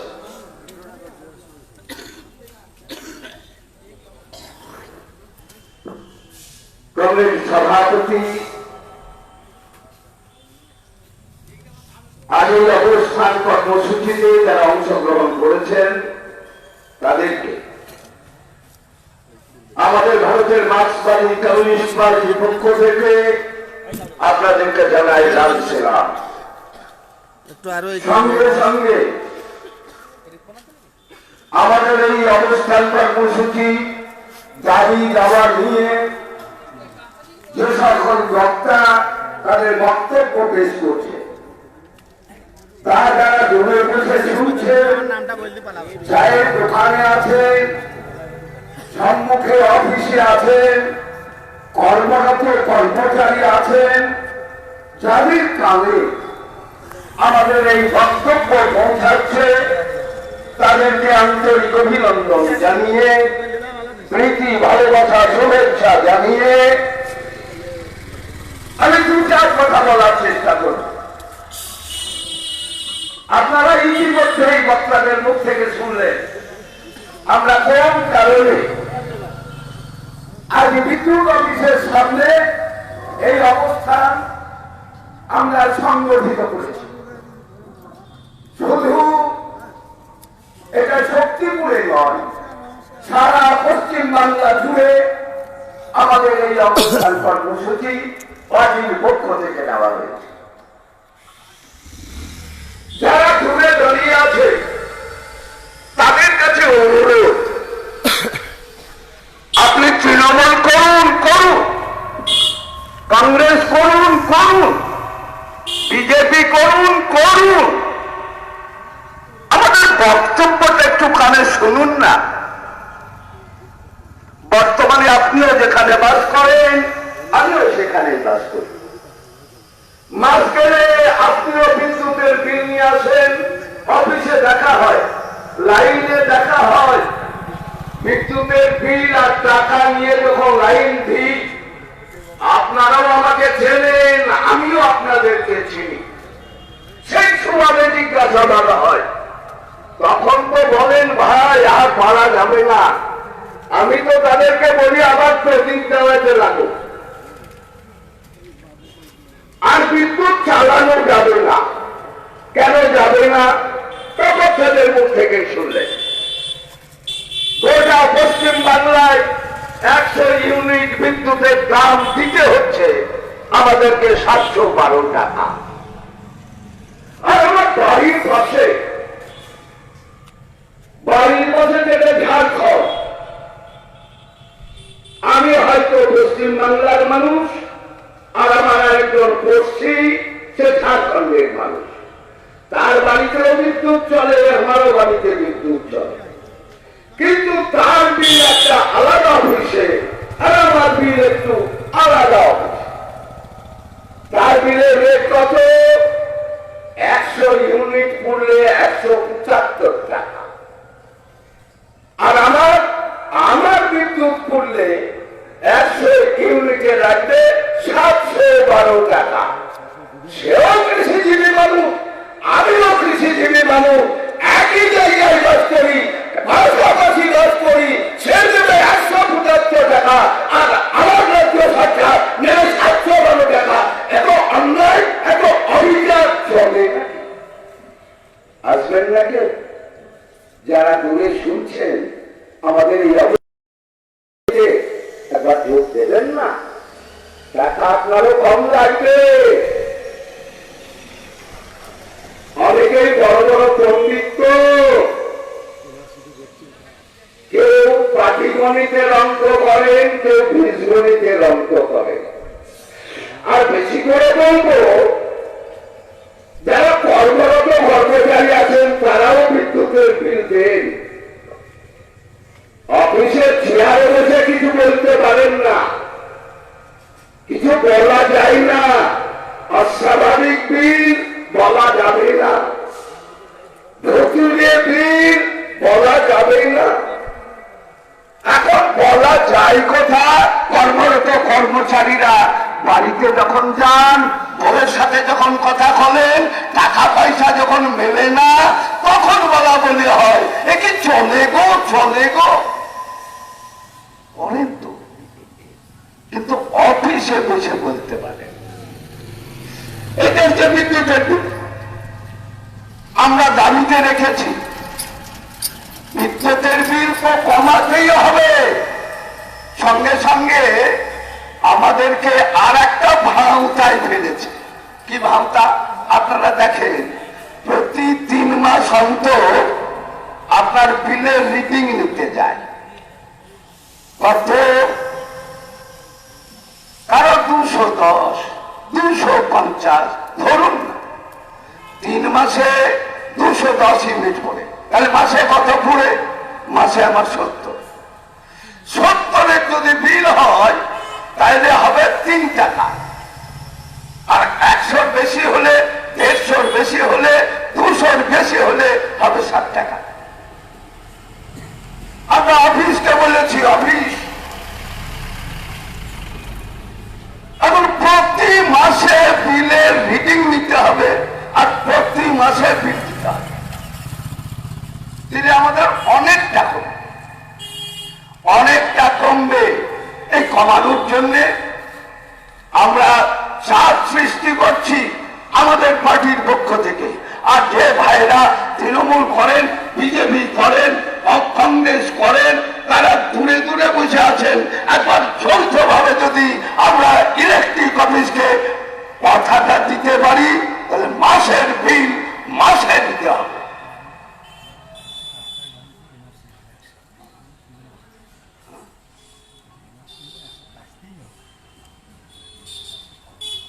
এখন আসছেন না, হয়তো যা হবে হোক। মানে যাদের আবার নগদ রোজগার থাকে না, নগদ রোজগার থাকে, তারা ইলেকট্রিকের বিলে অত কিছু যায় আসে না। পকেটে টাকা থাকে, বিল আসে, দিয়ে।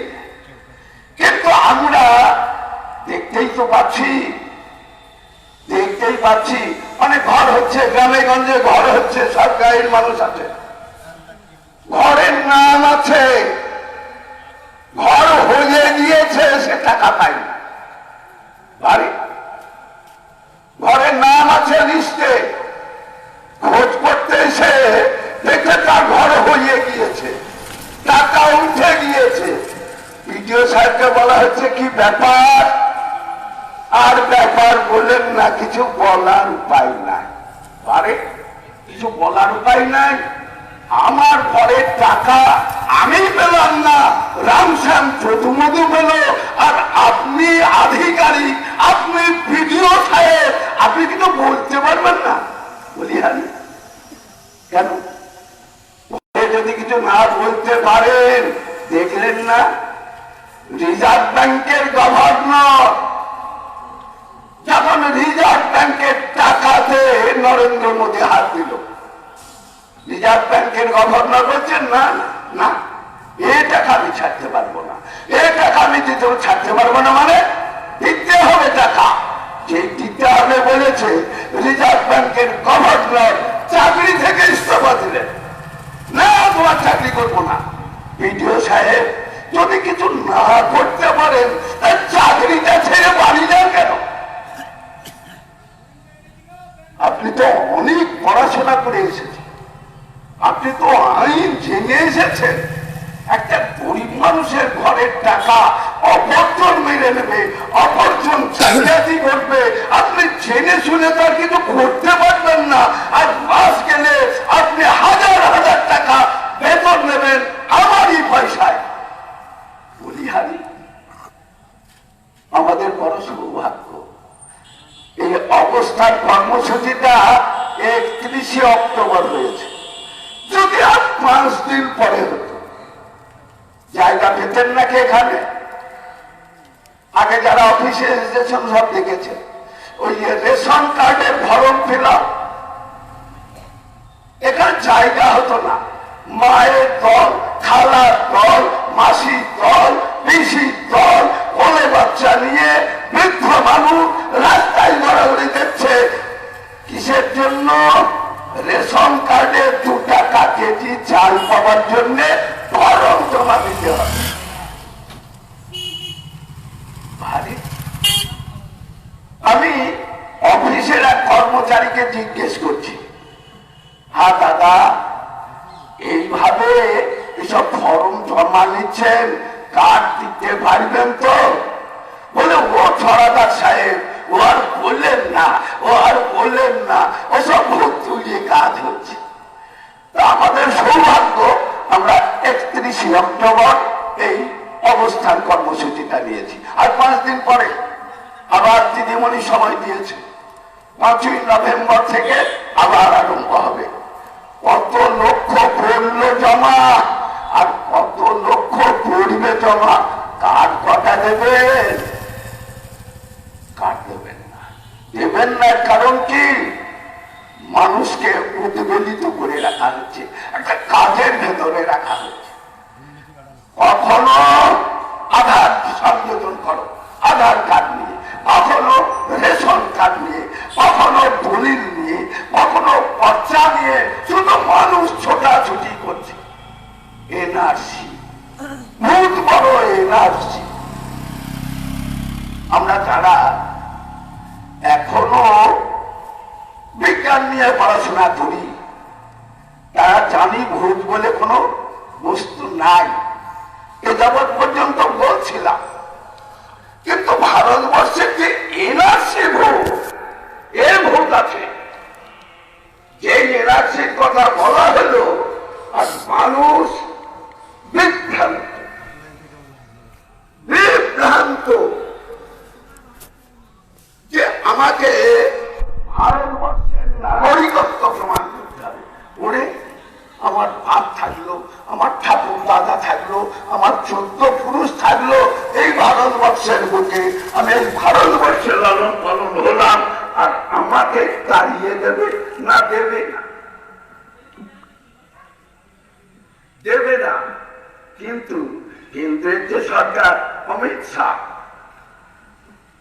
পশ্চিমবাংলার যে সভাপতি দিলীপ ঘোষ, গায়ের জোরে বলছেন এনআরসি হবে হবে হবে। দিলীপ ঘোষ বলছে পশ্চিমবাংলা থেকে 2 কোটি মানুষকে তাড়ানো হবে হবে। আর আমাদের মুখ্যমন্ত্রী ওই একটা একটু ভালো করে দেখেন, টিভিতে আমরা সবাই জানছি দিলীপ ঘোষ বলল, সবাই জানছি অমিত শাহ বলল, কিন্তু মমতা ব্যানার্জি এতে কোনো জায়গায় বলল না। মনে করুন, কোন এক ব্যক্তি, কোন এক গোষ্ঠী এই এনআরসি ভোট দেখাচ্ছে, কেন? কোন এক কোম্পানি দেখাচ্ছে। মুখ্যমন্ত্রী বলতে পারো না, এই দিলীপ ঘোষ খারাপটা এ কথা বলো না, এই অমিত শাহ কেন এই অমূলক কথা, কেন এই বেআইনি কথা তুমি প্রচার করছো? বলার কিছু নাই। কারণ দেখে মনে হচ্ছে, কারণ দেখে মনে হচ্ছে যে খুব অসুবিধায় পড়ে আছে আমাদের পশ্চিম বাংলার মুখ্যমন্ত্রী। কারণ আগের বক্তা বললেন না, আগে পুলিশ রাজীব কুমারের খোঁজ পাচ্ছিল না। আমরা সবাই টিভি খুলে বসেছিলাম, এই কোথায় রাজীব কুমার ধরা পড়বে। এই বোম্বে থেকে পুলিশ আসছে, এলাহাবাদ থেকে পুলিশ আসছে, এই কোথায় ধরা পড়বে পড়বে পড়বে। ওরে বাবা, হ্যাঁ, দিল্লি যাওয়া হলো, কি কথা হলো, তারপরে আর কোনো কথা নাই। আর এখন আমরা দেখছি সিপিআই এর খোঁজ পাচ্ছি না আমরা। তখন রাজীব কুমারের খোঁজ পাচ্ছিল না, আর এখন সিপিআই এর খোঁজ পাচ্ছি না। বলিহারির রাজনীতি বলে দেখলেন না? শবরীমালা কখন কি আমদানি হচ্ছে মাথায় কিছু। কেরলে শবরীমালা এ নিয়ে উৎপীড়িত মানুষ, অনেক উৎপীড়িত। কি হচ্ছে এগুলা হওয়ার পিছনে যে কি কারণ, সেই কারণটা মানুষকে জানাবার জন্য আমরা অবস্থান কর্মসূচি গ্রহণ করেছি। কি কারণ? মানুষকে মূল জায়গা থেকে সরিয়ে দেওয়ার জন্য। রেশন কার্ডে দাও, আধার কার্ডে দাও, এনআরসি দাও, এই দিয়ে মানুষকে বিভ্রান্ত করো যেন কৃষক তার ফসলের দামের জন্য দাবি করতে পারে না, আন্দোলন করতে পারে না, বেকাররা তাদের জন্য তাদের দাবি করতে না পারে, যারা জিনিসপত্রের দাম হু করে বাড়ছে আন্দোলন করতে না পারে, যারা ভারতবর্ষ কোটি কোটি বেকার। আজ আমাদের অবস্থান কর্মসূচিতেই প্রথমেই আলোচিত হলো আমাদের জেলার সাগরদিঘি থানার 5 জন কৃষিজীবী শ্রমজীবী মানুষ কাশ্মীরে গিয়ে মারা গেল, তাদের লাশ তুলে। আমরা অত্যন্ত মর্মাহত যে কাজের জন্য পেটের কাজীদের পেটের খোরাক জোগাড় করার জন্য বিদেশে চলে যাচ্ছে, আর দিদিমণি বলছে দেশের উন্নতি হচ্ছে, মোদী বলছে আচ্ছা ঠিক চলে যাচ্ছে, আর সেই কথায় আমরা বিশ্বাস করে এখন আছি। ভাই মানুষ যারা বিজেপি করুন করুন, তৃণমূল করুন করুন, কিন্তু আমাদের কথা যুক্তিটা একটু বিচার বিবেচনা করে এই আন্দোলনকে আরো দৃঢ় করার জন্য, এই দাবিকে মিটিয়ে নেবার জন্য আসুন আপনার সাথে আমি হাত ধরাধরি করে এই দাবিকে আমরা পূরণ করে নিয়ে সাধারণ মানুষের কিছু উন্নতি সাধন করতে পারি, এই আশা এই ভরসা রেখে সকলকে পার্টির তরফ থেকে রক্তিম অভিনন্দন জানিয়ে আমি আমার বক্তব্য এখানে শেষ করছি। ইনকলাব জিন্দাবাদ, ভারতের মার্ক্সবাদী কমিউনিস্ট পার্টি জিন্দাবাদ। আমরা অভিনন্দন জানাই। তিনি একটা কথা বলেছেন যে আজকে জব কার্ডের টাকা বলুন, কাঠবাড়ি বলুন, অমক বলুন, তমক বলুন, আমরা গাছে বসে আছি, কেউ ডালে বসে আছে। আজকে হয়তো মজা লাগছে, যেটা সিপিএম এর এটা একটা কাব্যগ্রন্থ থেকে হয়তো এরা বলছে। কাব্যগ্রন্থ থেকে বলছি না, কাল্পনিক বলছি না। বাঙালি জাতিকে অপমান করছে দিলীপ ঘোষ, তার জন্য বাংলা পক্ষ তৈরি হয়েছে। বাংলা পক্ষ বাজারে দেখলাম একজন ঢোকা গোলা বিহারি বাঙালিকে বলছে সোয়ার কা বাচ্চা বানাচ্ছ, এই ভাষা বলেছে, শুনতে খারাপ লাগছে। পাতা বেলে গালি ঘাটে বাংলা পক্ষ ধরে তাকে ক্ষমা চেয়েছে।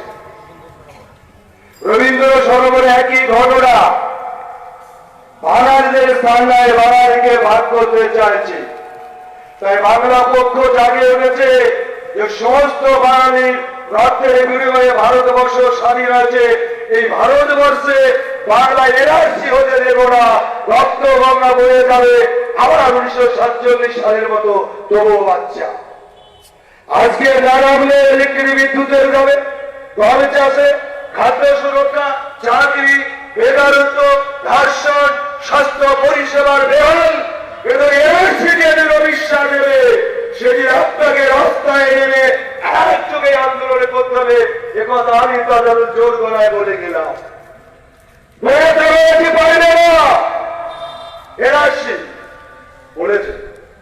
আর আমাদের এই সভা শেষ বক্তা সারা ভারত কৃষক সভার সত্য ধারা কমিটির সম্পাদক ও মুর্শিদাবাদ জেলা কমিটির অন্যতম সদস্য কংগ্রেস সুরাদুল হালদার, তিনি আলোচনাটা করবেন, তারপরে আমাদের এই সভার সমাপ্তির ঘোষণা।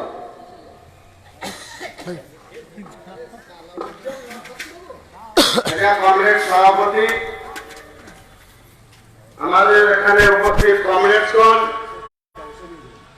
যতদূর মাইকে আপনারা শুনছেন, সকলকে আমি কৃষক সভার পক্ষ থেকে অভিনন্দন, আদাব, সালাম জানিয়ে, আপনারা দেখছেন যে এখানে না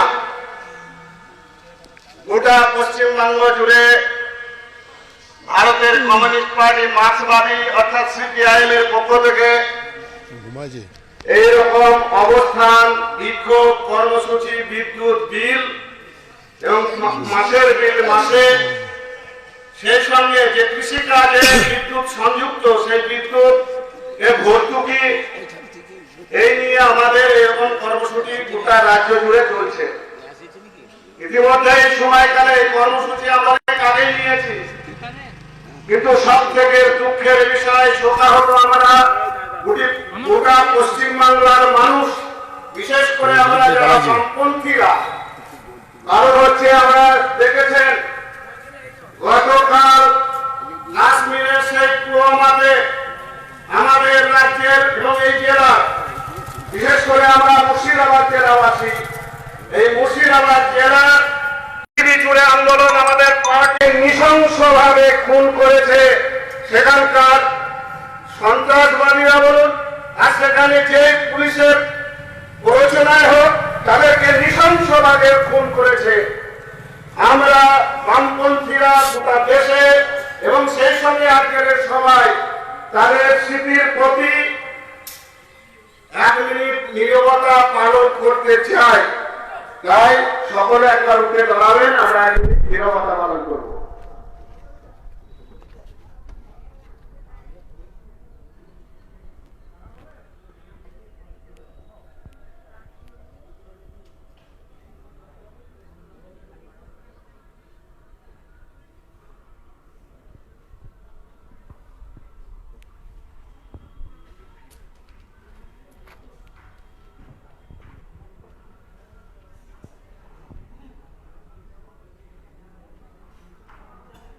বসুন।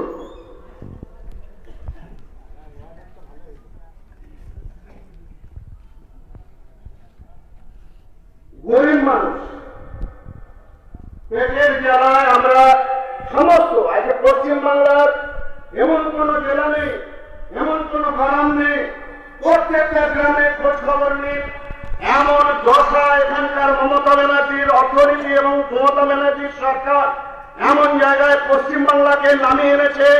আজকে মানুষের ঘরে ঘরে হাহাকার, মানুষ বাইরে না গেলে খেতে পাবে না, এমন কোন গ্রাম নেই যে গ্রামে কেরালায় কাজ করতে যায় না, এমন কোন মুর্শিদাবাদের গ্রাম নেই যে গ্রামে পশ্চিমবঙ্গবাসী বিভিন্ন রাজ্যে রাজ্যে কর্মের জন্য, তার সংসার অতিবাহিত করবার জন্য আজকে কাজের খোঁজে বিভিন্ন রাজ্যে যাচ্ছে।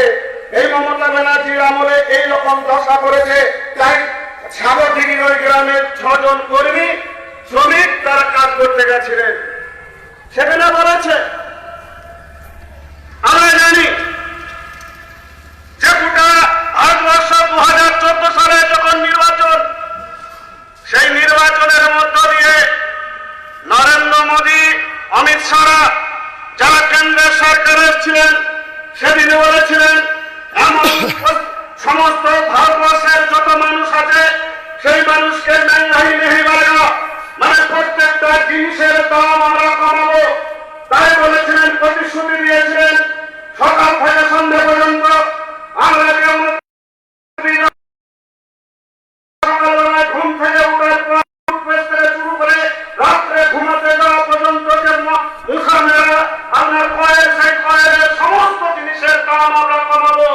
কমিয়েছে ভারতবর্ষের সরকার? কমিয়েছে না, দিন সমস্ত জিনিসের দাম বেড়েছে। আপনি বলুন, চাল, ডাল, হলুদ, সংসারের যে কর্তা প্রতিদিন যে কর্তি রান্না করে, যে রান্নার সামগ্রী, চাল, ডাল, তেল, লবণ, আপনি যে পরিধান করেন পোশাক আশাক, আপনি লুঙ্গি থেকে শুরু করে বাড়িতে সমস্ত পোশাকের দাম হু করে বেড়েছে। আপনি যে ওষুধ, জীবনদায়ী ওষুধ ব্যবহার করেন, সেই জীবনদায়ী ওষুধের দাম কমেছে, কমেনি।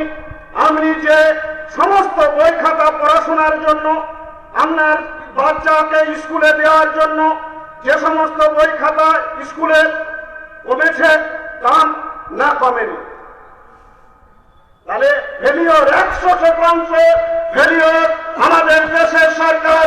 আমরা যারা মেহনতি খেটে খাওয়া মানুষ, যারা কলে কারখানায় কাজ করে রিক্সাওয়ালা ভ্যানওয়ালা, আমরা যারা ক্ষেত মজুর কৃষক, প্রত্যেকের যারা কবিতা বাড়িতে যদি 1-5 জন করে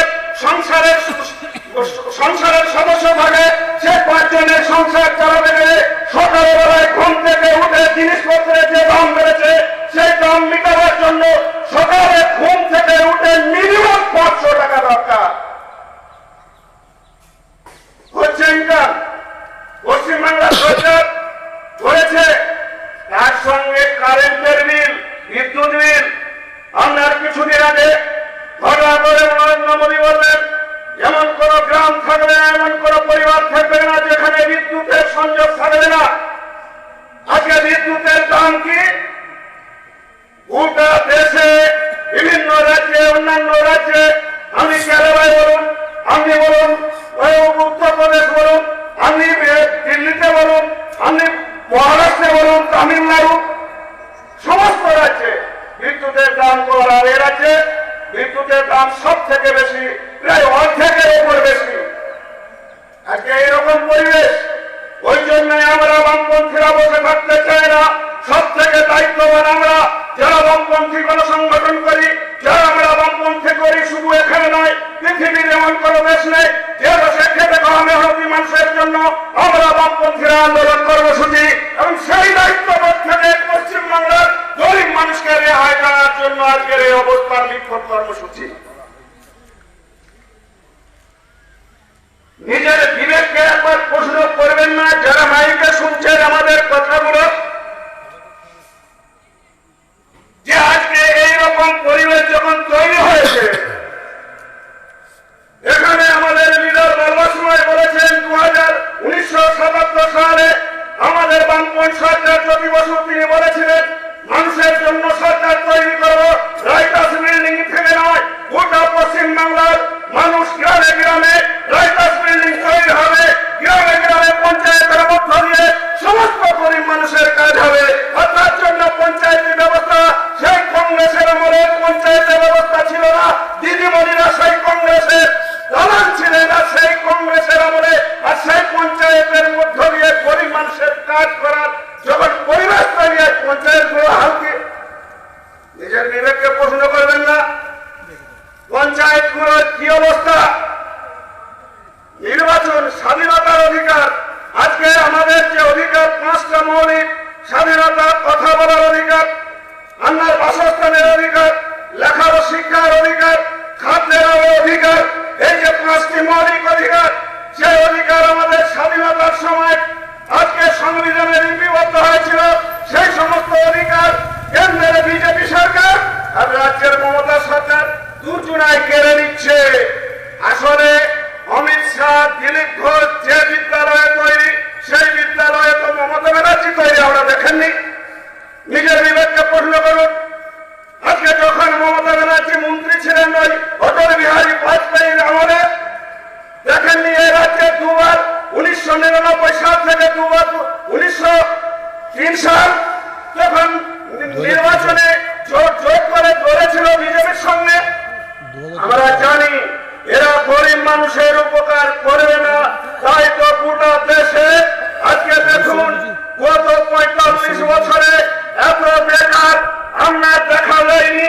গোটা 45 বছরে এত বেকার ভারতবর্ষে তৈরি হয়েছে। আপনার আমার ছেলে শিক্ষিত, আপনারা মনে করছেন MA পাস, BA পাস করার পর আপনার ছেলে কি ভালো চাকরি পাবে, স্কুলে চাকরি পাবে, অফিসে চাকরি পাবে, না চাকরি পাবে না। গোটা ভারতবর্ষের সমস্ত চাকরি ব্যবস্থাকে এই মোদী সরকার ধ্বংস করেছে। এটা আমাদের কথা না, ভালো করে যারা লেখাপড়া শিখে গণশক্তির কথা না, যারা মাইকে শুনছেন অফিসাররা, তাদের নিজের রাত্রে শুয়ে শুয়ে যে পরিবার শিক্ষিত, তাদের নিজের স্বামী স্ত্রী পরামর্শ করবেন। বামপন্থের নেতাগুলো যারা এখানে বলে দেব মাইকের সামনে দাঁড়িয়ে সে কথাগুলো সঠিক কিনা, রাত্রে নিজের পরিবারকে শুয়ে শুয়ে একটু আলোচনা করবে। কথার কথা না, আগে খাদ্য সুরক্ষা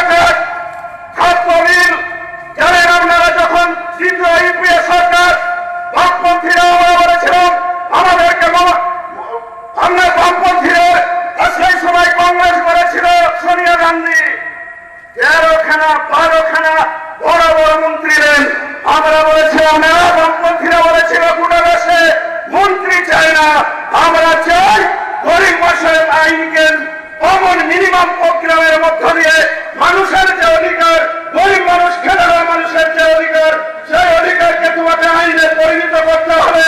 হাজার হাজার কোটি টাকা ওই বড় লোকদের ছাত্র কর্পোরেট হাউসকে তাই খাদ্য সুরক্ষা আইন তৈরি করতে হবে।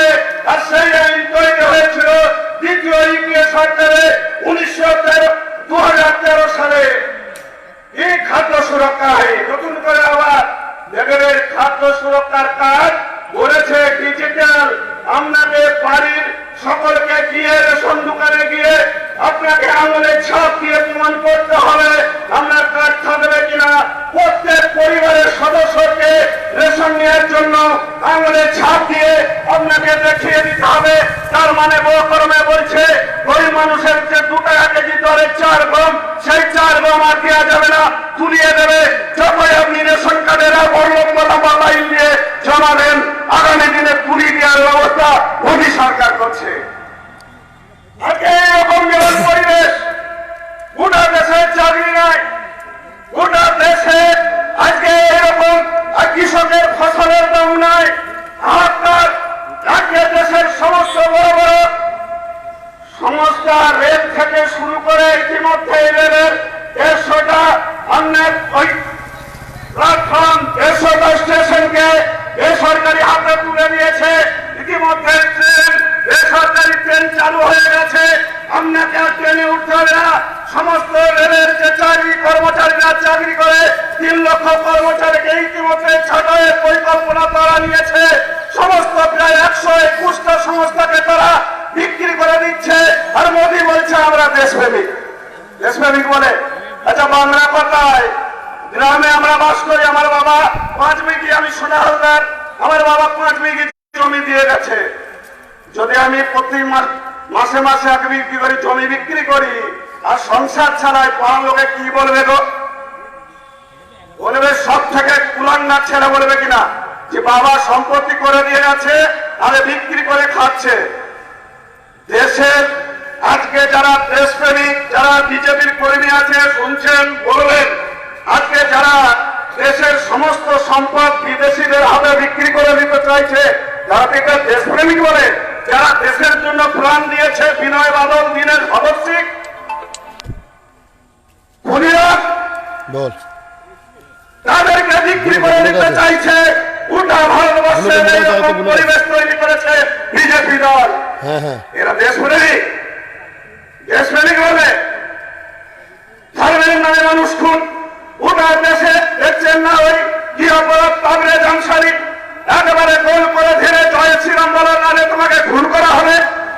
একে দেশপ্রেমিক বলে। মানুষের সামনে মানুষকে খুন, ছবি ভাইরাল হচ্ছে, জঙ্গলের রাজত্ব। শিক্ষিত সমাজ, লেখাপড়া শিখছি। 21 শতকে 121তম শতকে এসে আমরা যখন পৃথিবী এগিয়ে যাচ্ছে, ভারতবর্ষে এরকম একটা অর্থজীবীয় বর্বরতার আদেশ নিয়ে আসছে যে বলছে হাঁস থেকে কারেন্ট তৈরি হবে, গরুর গোবর মাগলে ভালো হয়ে যাবে, গরুর মুখ খেলে সমস্ত রোগ ভালো হয়ে যাবে। এ হচ্ছে যুক্তি বিজ্ঞান।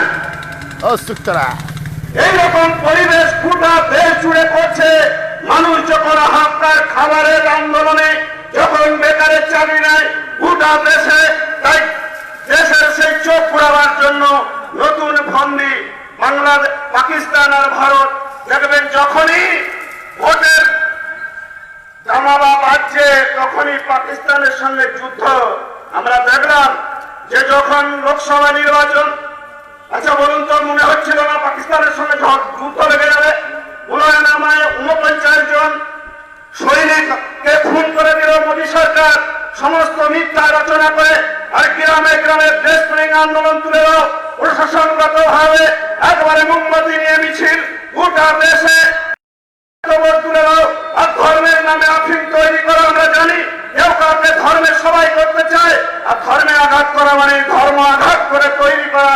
আর সেই তৈরি করে দিয়ে যখন 5টা রাজ্যে হারল বিজেপি, এই 5টা রাজ্যে যখন রেজাল্ট খারাপ, আজকে মধ্যপ্রদেশ, আজকে রাজস্থান থেকে শুরু করে 5টা রাজ্যে যখন কংগ্রেস জিতল, আর তখন থেকে লোকসভা ভোটকে পার করবার জন্য পাকিস্তানকে বিরোধ করো।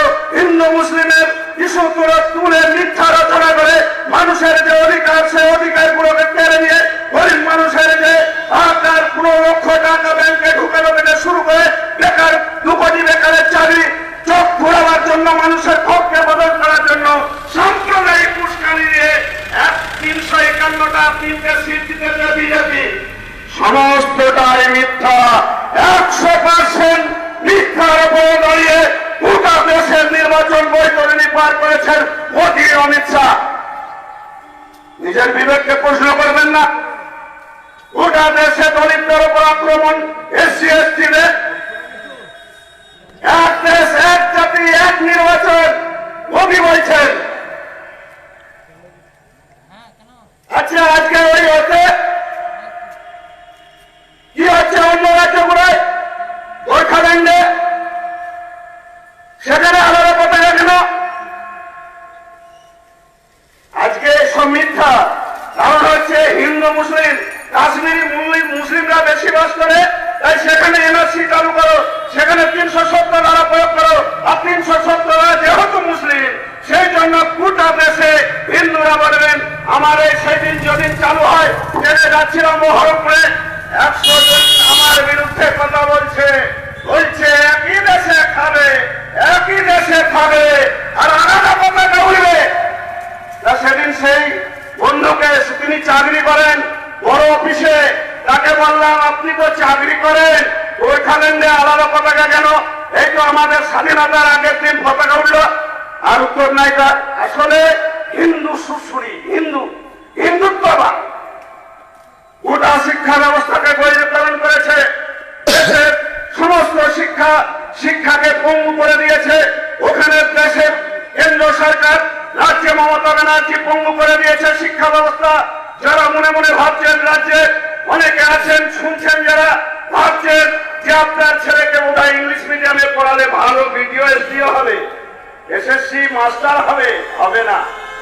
কারণ এসএসসি আপনার ছেলে যত ইংলিশ মিডিয়ামে পড়ুক, ফার্স্ট ডিভিশনে স্টার পাওয়া চাকরি, মেধার দাম পশ্চিমবাংলায় নেই। মমতা ব্যানার্জি মেধার দাম পশ্চিমবাংলায় দেবে না।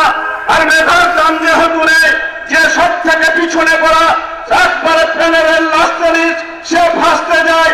পরে সরকারি যে তৃণমূলে যোগ দিয়েছে তার মেয়েকে দেখতে পাচ্ছেন না উদাহরণ। তাই আমরা বামপন্থীরা বলতে চাই, আজকে খাদ্য সুরক্ষা বলতে বলতে ভুলে গেছিলাম। আজকে খাদ্যের কি হাল জানেন? ভারতবর্ষ এত ভুকা, 102 নম্বরে ভারতবর্ষ, বাংলাদেশের পরেও পাকিস্তান 96, আর বাংলাদেশ 117, আর 117 মানে 102 হচ্ছে ভারত, বাংলাদেশ তার আগে। এইরকম দেশের পরিবেশ, আর সে বলছে দেশের ইতিহাসে এই প্রথম এত টাকার দাম কমেছে ভারতবর্ষে। আজকে হয়রানি দেখছেন না? টাকা ই করার পর প্রত্যেকটা ব্যাংকে যান, আমাদের বাস্তব কথা, গরিব মানুষ ঘন্টার পর ঘন্টা ঘুরার পর ওটা টাকা ব্যাংকে রাখার পর বিধবা বলুন, বয়স্ক লোক বলুন, যার পর একবার এই অফিসার নাক ঝাপটা দিচ্ছে আর একটা অফিসার, তাহলে অমুক কাটানো পশু অমুক কাজ। আর প্রতিদিন আমরা যখন টাকা নেই 1000 টাকা কমতে কমতে কমতে কমতে আপনার অ্যাকাউন্টটা বন্ধ করে দিয়েছে মোদী সরকার। আর সেই টাকা আপনার আমার টাকা নীরব মোদী ওরা নিয়ে বিদেশে ফুর্তি করতে, বিজয় মালিয়ারা এই 1000 টাকা নিয়ে গিয়ে ব্যাংকের টাকা। আজকে এইরকম পরিবেশ তৈরি করার জন্যই যখন মানুষের ক্ষোভ, সেই ক্ষোভকে ঘোরানোর জন্য আজকে এইরকম পরিবেশ হিন্দু মুসলিম, মুসলিম হিন্দু আর বলবার চেষ্টা করছে। হিন্দু পাড়াতে গিয়ে ওই বজরংবলীর দলরা, ওই যে হিন্দুরা খুব বিপদে, আর মুসলিম পাড়ায় গিয়ে তৃণমূলে বলছে মুসলমানরা খুব বিপদে। আসলে বিপদে হিন্দু মুসলিম নয়, আমরা যারা খেটে খাওয়া টোটাল ভারতের 14% আমরা যারা কৃষক, যারা খেত মজুর, যারা সমাজের সব থেকে পিছিয়ে পড়া রিক্সাওয়ালা, ভ্যানওয়ালা, যারা আমরা খেতে খাওয়ারে কাজ করি, গরিব মানুষ, তারাই বিপদে। ভারতবর্ষের সমস্ত নাগরিক ভারতীয়রা এই বিপদে। হিন্দু মুসলিম বিপদে নয়। আজকে তাই তো বলেছি আমরা, জানেন আজকের নারীদের কি সম্মান পশ্চিমবাংলায়? ভারতবর্ষের ক্রাইম ব্যুরোতে বেরিয়েছে, ধর্ষণে পশ্চিমবাংলা দ্বিতীয়, আর উত্তরপ্রদেশ হচ্ছে ধর্ষণে ফার্স্ট। রাজ্য দুটো একটা বিজেপির সেই পোস্টার বয়, একেবারে দেখে মনে হবে গুন্ডা যোগী। যোগী মানে কি? যে যোগ সাধনা করে সে এইসব করে বেড়াবে রাজনীতি। দেখে মনে হবে যেন সব থেকে বড় গুন্ডা, 20টা না 18টা তার কেস আছে, আক্রমণের দুল আর ঈদ করে ঘুরে বেড়াচ্ছে, সে হচ্ছে যোগী আদিত্যনাথ। আর সেই রাজ্যের সব থেকে নারীদের অত্যাচার হয় সেই রাজ্যে সব থেকে বেশি, আর তৃণমূল পশ্চিমবাংলায় সেখানে দ্বিতীয়। নারীদের সম্মান দেখছেন তো? এইরকম গোটা ভারতবর্ষে আজকে পিছিয়ে পড়েছে, পাশাপাশি পশ্চিমবাংলায় দিদিমণি 2011 সালে বলেছিলেন সোনার বাংলা। তিনি বলেছিলেন এমন বাংলা তৈরি করে দেবো যে বাংলায় সোনা দিয়ে মুড়িয়ে দেবো। আমরা বলেছিলাম আমার গরিবের কথা মানে বাসি হলেও সত্যি হয়ে যায়, আর তাই প্রমাণিত হারে হারে মানুষ টের পাচ্ছে। 2011 সালের পর 19 সাল, গত 7 বছরে এমন কোন পরিবার নেই যান জিজ্ঞাসা করুন যে মমতা ব্যানার্জিকে আর ভোট দেবো না, কারণ ভোট দিলে মানুষ মমতার এগেনস্টে দেবে, তার প্রমাণ হয়েছে ইতিমধ্যে। আর তার জন্য মদন সকাল থেকে সন্ধ্যে পর্যন্ত মদ খায়, জিহাদ ঘোষণা করেছে দিদির নামে। তিনি বলছেন যে না, দিদি এমনি এমনি করেনি, ভয় পেয়ে দিদি পঞ্চায়েতে ভোট লুট করেছে। একবারে রাজ্যে বসে পুলিশ এসপিদের অর্ডার দিয়ে এবং বিডিওদের ডেকে বলে দিয়েছে তৃণমূলের যারা দাঁড়াবে তাদেরকে আপনি সার্টিফিকেট দেবেন, আর পুলিশকে বলে দিয়েছে সিপিএমরা যেখানে ভোট করাতে যাবে সেখানে যারা ক্যাডার ভালো ভালো লিডার আছে তাদেরকে জেলে ভরে দেবেন, নাহলে আপনাদের সকলের চাকরি খেয়ে নেব। আর তার ভয়ে এখানকার ভিডিও দেখেননি কোনো নাই। আর আপনার এখানকার ওসি বুবা হয়ে গিয়েছিলেন পিন্টু মুখার্জি, সব থেকে বেশি দেখবেন সংস্কৃতি করে। পুলিশ অফিসারকে সেদিন আপনার বিবেককে প্রশ্ন করুন, আপনি ধর্ম করছেন, ধর্ম কাকে বলে? ধর্ম কাকে বলে? আমি কথা বলাতে ধর্ম থাকবে, খাওয়াতে ধর্ম থাকবে, চলাতে ধর্মযুক্ত থাকবে, সমস্ত জায়গা ধর্মযুক্ত থাকবে। শুধু নামাজ পড়লে আর গলায় মালা দিয়ে তিলক কেটে মায়ের কালী পুজো গেল, দুর্গা পুজো গেল, ষাট হয়ে শুয়ে পড়লাম, সারা রাত চুরি করে বেড়ালাম, ধর্ম হবে গো? ধর্ম হবে না। তাই বলেছিলাম নিজের বিবেককে প্রশ্ন করুন। আপনারা যারা আজকে WBCS পাস করেছেন, যারা IPS অবশ্যই যারা গ্রাজুয়েট হয়েছেন মিনিমাম ভাবে, নিজের বিবেককে প্রশ্ন করবেন আর বাড়ির ছোট্ট মেয়েটাকে কি উত্তর দেবেন একবার নিজের বিবেককে প্রশ্ন করুন। এক অফিসার মা কালীকে প্রণাম করছে, তারপর দিন সকালে শ্যামলদুবের আমি গিয়েছিলাম আমাদের কমরেড ওই আমরা কি নাম মিরাজ শেখকে তা ছাড়াবার জন্য মলয় চক্রবর্তী প্রণাম করছে কালীর কাছে। আমরা বললাম যে যদি মা কালী থাকতো আপনার গোটা বডি ঘিরে দিত।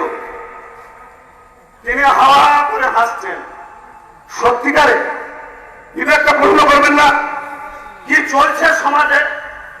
যারা সত্যিকারে ভিডিওকে একটা সঠিক কথা বলার ক্ষমতা নাই, তৃণমূলের যারা জিতেছে বলবে কি করে? আসলে ভিডিও যা ঠিক করা হবে তাই তাকে করতে হবে, কারণ ভিডিও সার্টিফিকেট দিয়েছে। তার ক্ষমতা ছিল এই এলাকায় একটা সিট তৃণমূল জিতত না, শক্তিপুর গ্রাম পঞ্চায়েত এলাকায় একটা বা দুটো, তাও জিততে পারত না, সমস্ত বিরোধীরা জিতত। তাই সেই সার্টিফিকেট কে নিয়ে দিয়েছে? ভিডিও সাহেব চোখের সামনে পিস্তল চালাচ্ছে, জীবনে যে পিস্তল ধরেনি। শক্তিপুরে যেখানে বুথ হয়েছিল আর সেখানে ভিডিও সাহেব বসে আছেন, আর সেই পিস্তল দেখে ভিডিও সাহেব কোনো কথা নেই, সেখানে সমস্ত অফিস সেখানে মেনটেন করেছিলেন। নিজের বিবেককে প্রশ্ন করবেন না? তারা সংস্কৃতি কি হবে? জীবন আমার যদি জন্মটাই চুরি করে হয়, সমস্ত ব্যবস্থাটাই চুরি হবে। তাই মানুষের সরকার এখানে প্রতিষ্ঠিত নাই। মানুষের সরকার বামফ্রন্ট জামানায় তৈরি করেছিলেন। একটু পেছনে যান, আমি বলতে চাই। আচ্ছা, মাঠ খসড়া হয়নি, রেকর্ড হচ্ছে, আমাদের রেকর্ড হয়, রেকর্ড টাকাদের চুরি চামারি করে হবে। আর বামফ্রন্ট জামানার অফিসারদেরকে বলা হয়েছিল বিয়ালোর জিয়ালোর যাকেই বলুন, মাঠে যান, যার যার সম্পত্তি তাদের রেকর্ড তৈরি করে দেন। আর সেই রেকর্ড তৈরি করে দিয়ে পশ্চিম বাংলায় ভূমি সংস্কারের মধ্য দিয়ে মানুষের সরকার, মানুষের কথা বলে, মানুষের কাজ করে সেই সরকার প্রতিষ্ঠিত হয়েছিল। গরিব মানুষকে মাটিতে পা দিয়ে মাথা উঁচু করে দাঁড়াবার পজিশন বামফ্রন্ট তৈরি করে দিয়েছিল। আর এখন সরকার সবাই চুরি চুরি চুরি করে মাথা নিচু করে হাঁটে। যারা মেম্বার সাহস করে সামনে কথা বলার ক্ষমতা কারণ নেই। কথাগুলো একটু রাত্রে গিয়ে যারা শুনছে নিজের প্রিয়জনকে একটু কানাঘুষো করবেন। আমরা যে কথাগুলো বলছি একটু কানাঘুষো করবেন। এইরকম পরিবেশ আজকে যারা মনে মনে ভাবছেন আমরা ছেলে মেয়ে শিক্ষিত করছি, কিছুই হবে না যদি তৃণমূলের সরকার না পাল্টান। শিক্ষাটাকে কম করে দিয়েছে। আজকে গ্রামের স্কুলগুলো যান, পড়াশোনা বাদ দিয়ে আসনা থেকে বাজনা বড়, কোন লেখাপড়ার সিস্টেম নেই। আজকে বলেছেন, আজকে যখন গোটা ভারতবর্ষে পৃথিবী জুড়ে বাঙালি নোবেল প্রাইজ পাচ্ছে সেই অভিজিৎ অভিমন্যু মুখোপাধ্যায়, তখন তারা বলছে যে বামপন্থী মনোভাবাপন্নর জন্যই আজকে সে নোবেল পেয়েছে। আমাদের ভারতবর্ষের লোক বিশ্বাস করে না। কে বলছে? আমাদের রেলমন্ত্রী পীযূষ গোয়েল। আর আমাদের রাজ্যের এক রাখাল, সে কি বলছে? রাহুল সিনহা। সে বলছে যে দ্বিতীয় বিয়ে করলে বিদেশি হলে সে নোবেল পায়। তার 14 পুরুষ জানে না নোবেল কাকে বলে, কিভাবে নোবেল তৈরি হয়। আর ভারতবর্ষের ইতিহাসে আপনার পরের দিন ভারতবর্ষের প্রধানমন্ত্রী তাকে ডেকে বলছেন মিডিয়াকে বেশি পাত্তা দেবেন না, কারণ মিডিয়ায় কথা বললে মোদিজির বিপদ। কারণ হচ্ছে গরিব মানুষ। বলছে কি বলেছেন তিনি বলেছেন গরিব মানুষের যদি হাতে টাকা না যায়, ভারতবর্ষের 35 বছরে যে মুন্ডা, ভারতবর্ষের অর্থনীতি যে মুন্ডা, সেই মুন্ডা আরো বাড়বে। কারণ গরিব মানুষের হাতে আজ টাকা নেই, কৃষকের হাতে টাকা নেই, ক্ষেত মজুরের হাতে টাকা নেই, শ্রমিকের হাতে টাকা নেই, আজকে কারো হাতে টাকা নেই। তার জন্য এত মুন্ডা। আজকে সমস্ত যদি 70% মানুষের হাতে টাকা না থাকে, বাজারে যদি আপনি সমস্ত ব্যবসা ক্রয় না করেন সমস্ত জিনিস, তাহলে অর্থনীতি ভালো হতে পারে না। সেইটাই বলেছিলেন অভিজিৎ অভিমন্যু মুখোপাধ্যায়। গোটা পৃথিবী জুড়ে তিনি গরিব মানুষের নিয়ে আজকে রিসার্চ করার পর তিনি নোবেল প্রাইজ পেয়েছেন। আর আমাদের দেশে এখানে বলেছেন আমাদের নেতারা বলেছেন যে পুলিশ খেলা। আসলে মমতা এবং বিজেপি দুটি একই দল। এরা দেখছেন না সমস্ত বিষয়, যে রাজীব কুমারকে খুঁজে পাওয়া যাচ্ছে না, পুলিশ খুঁজে পেয়েছে না। আর আমাদের সেখানে যখন অমিত শাহ আছে ওখানে দাঁড়িয়ে বলছেন যে একবারে সমস্ত বিষয়টা যে মুসলমানদের দাঁড়ানো হবে, অমিত শাহ বলছেন। আর সেখানে যখন আমাদের লিডাররা আগে কালো কপালে আছে, সেকেন্ডের মধ্যে পুলিশ সিপিএম এর লিডারদের গ্রেফতার করে জেলে ভরে দিচ্ছে। দেখছেন না ত্রিপুরাতে যে মন্ত্রী হসপিটালে ভর্তি আছে, তাকে হসপিটালের পিছন মাঝে দিয়ে নিয়ে গিয়ে গ্রেফতার করেছে। আজকে সেখানকার মালিক সরকার তিনি বলেছেন গোটা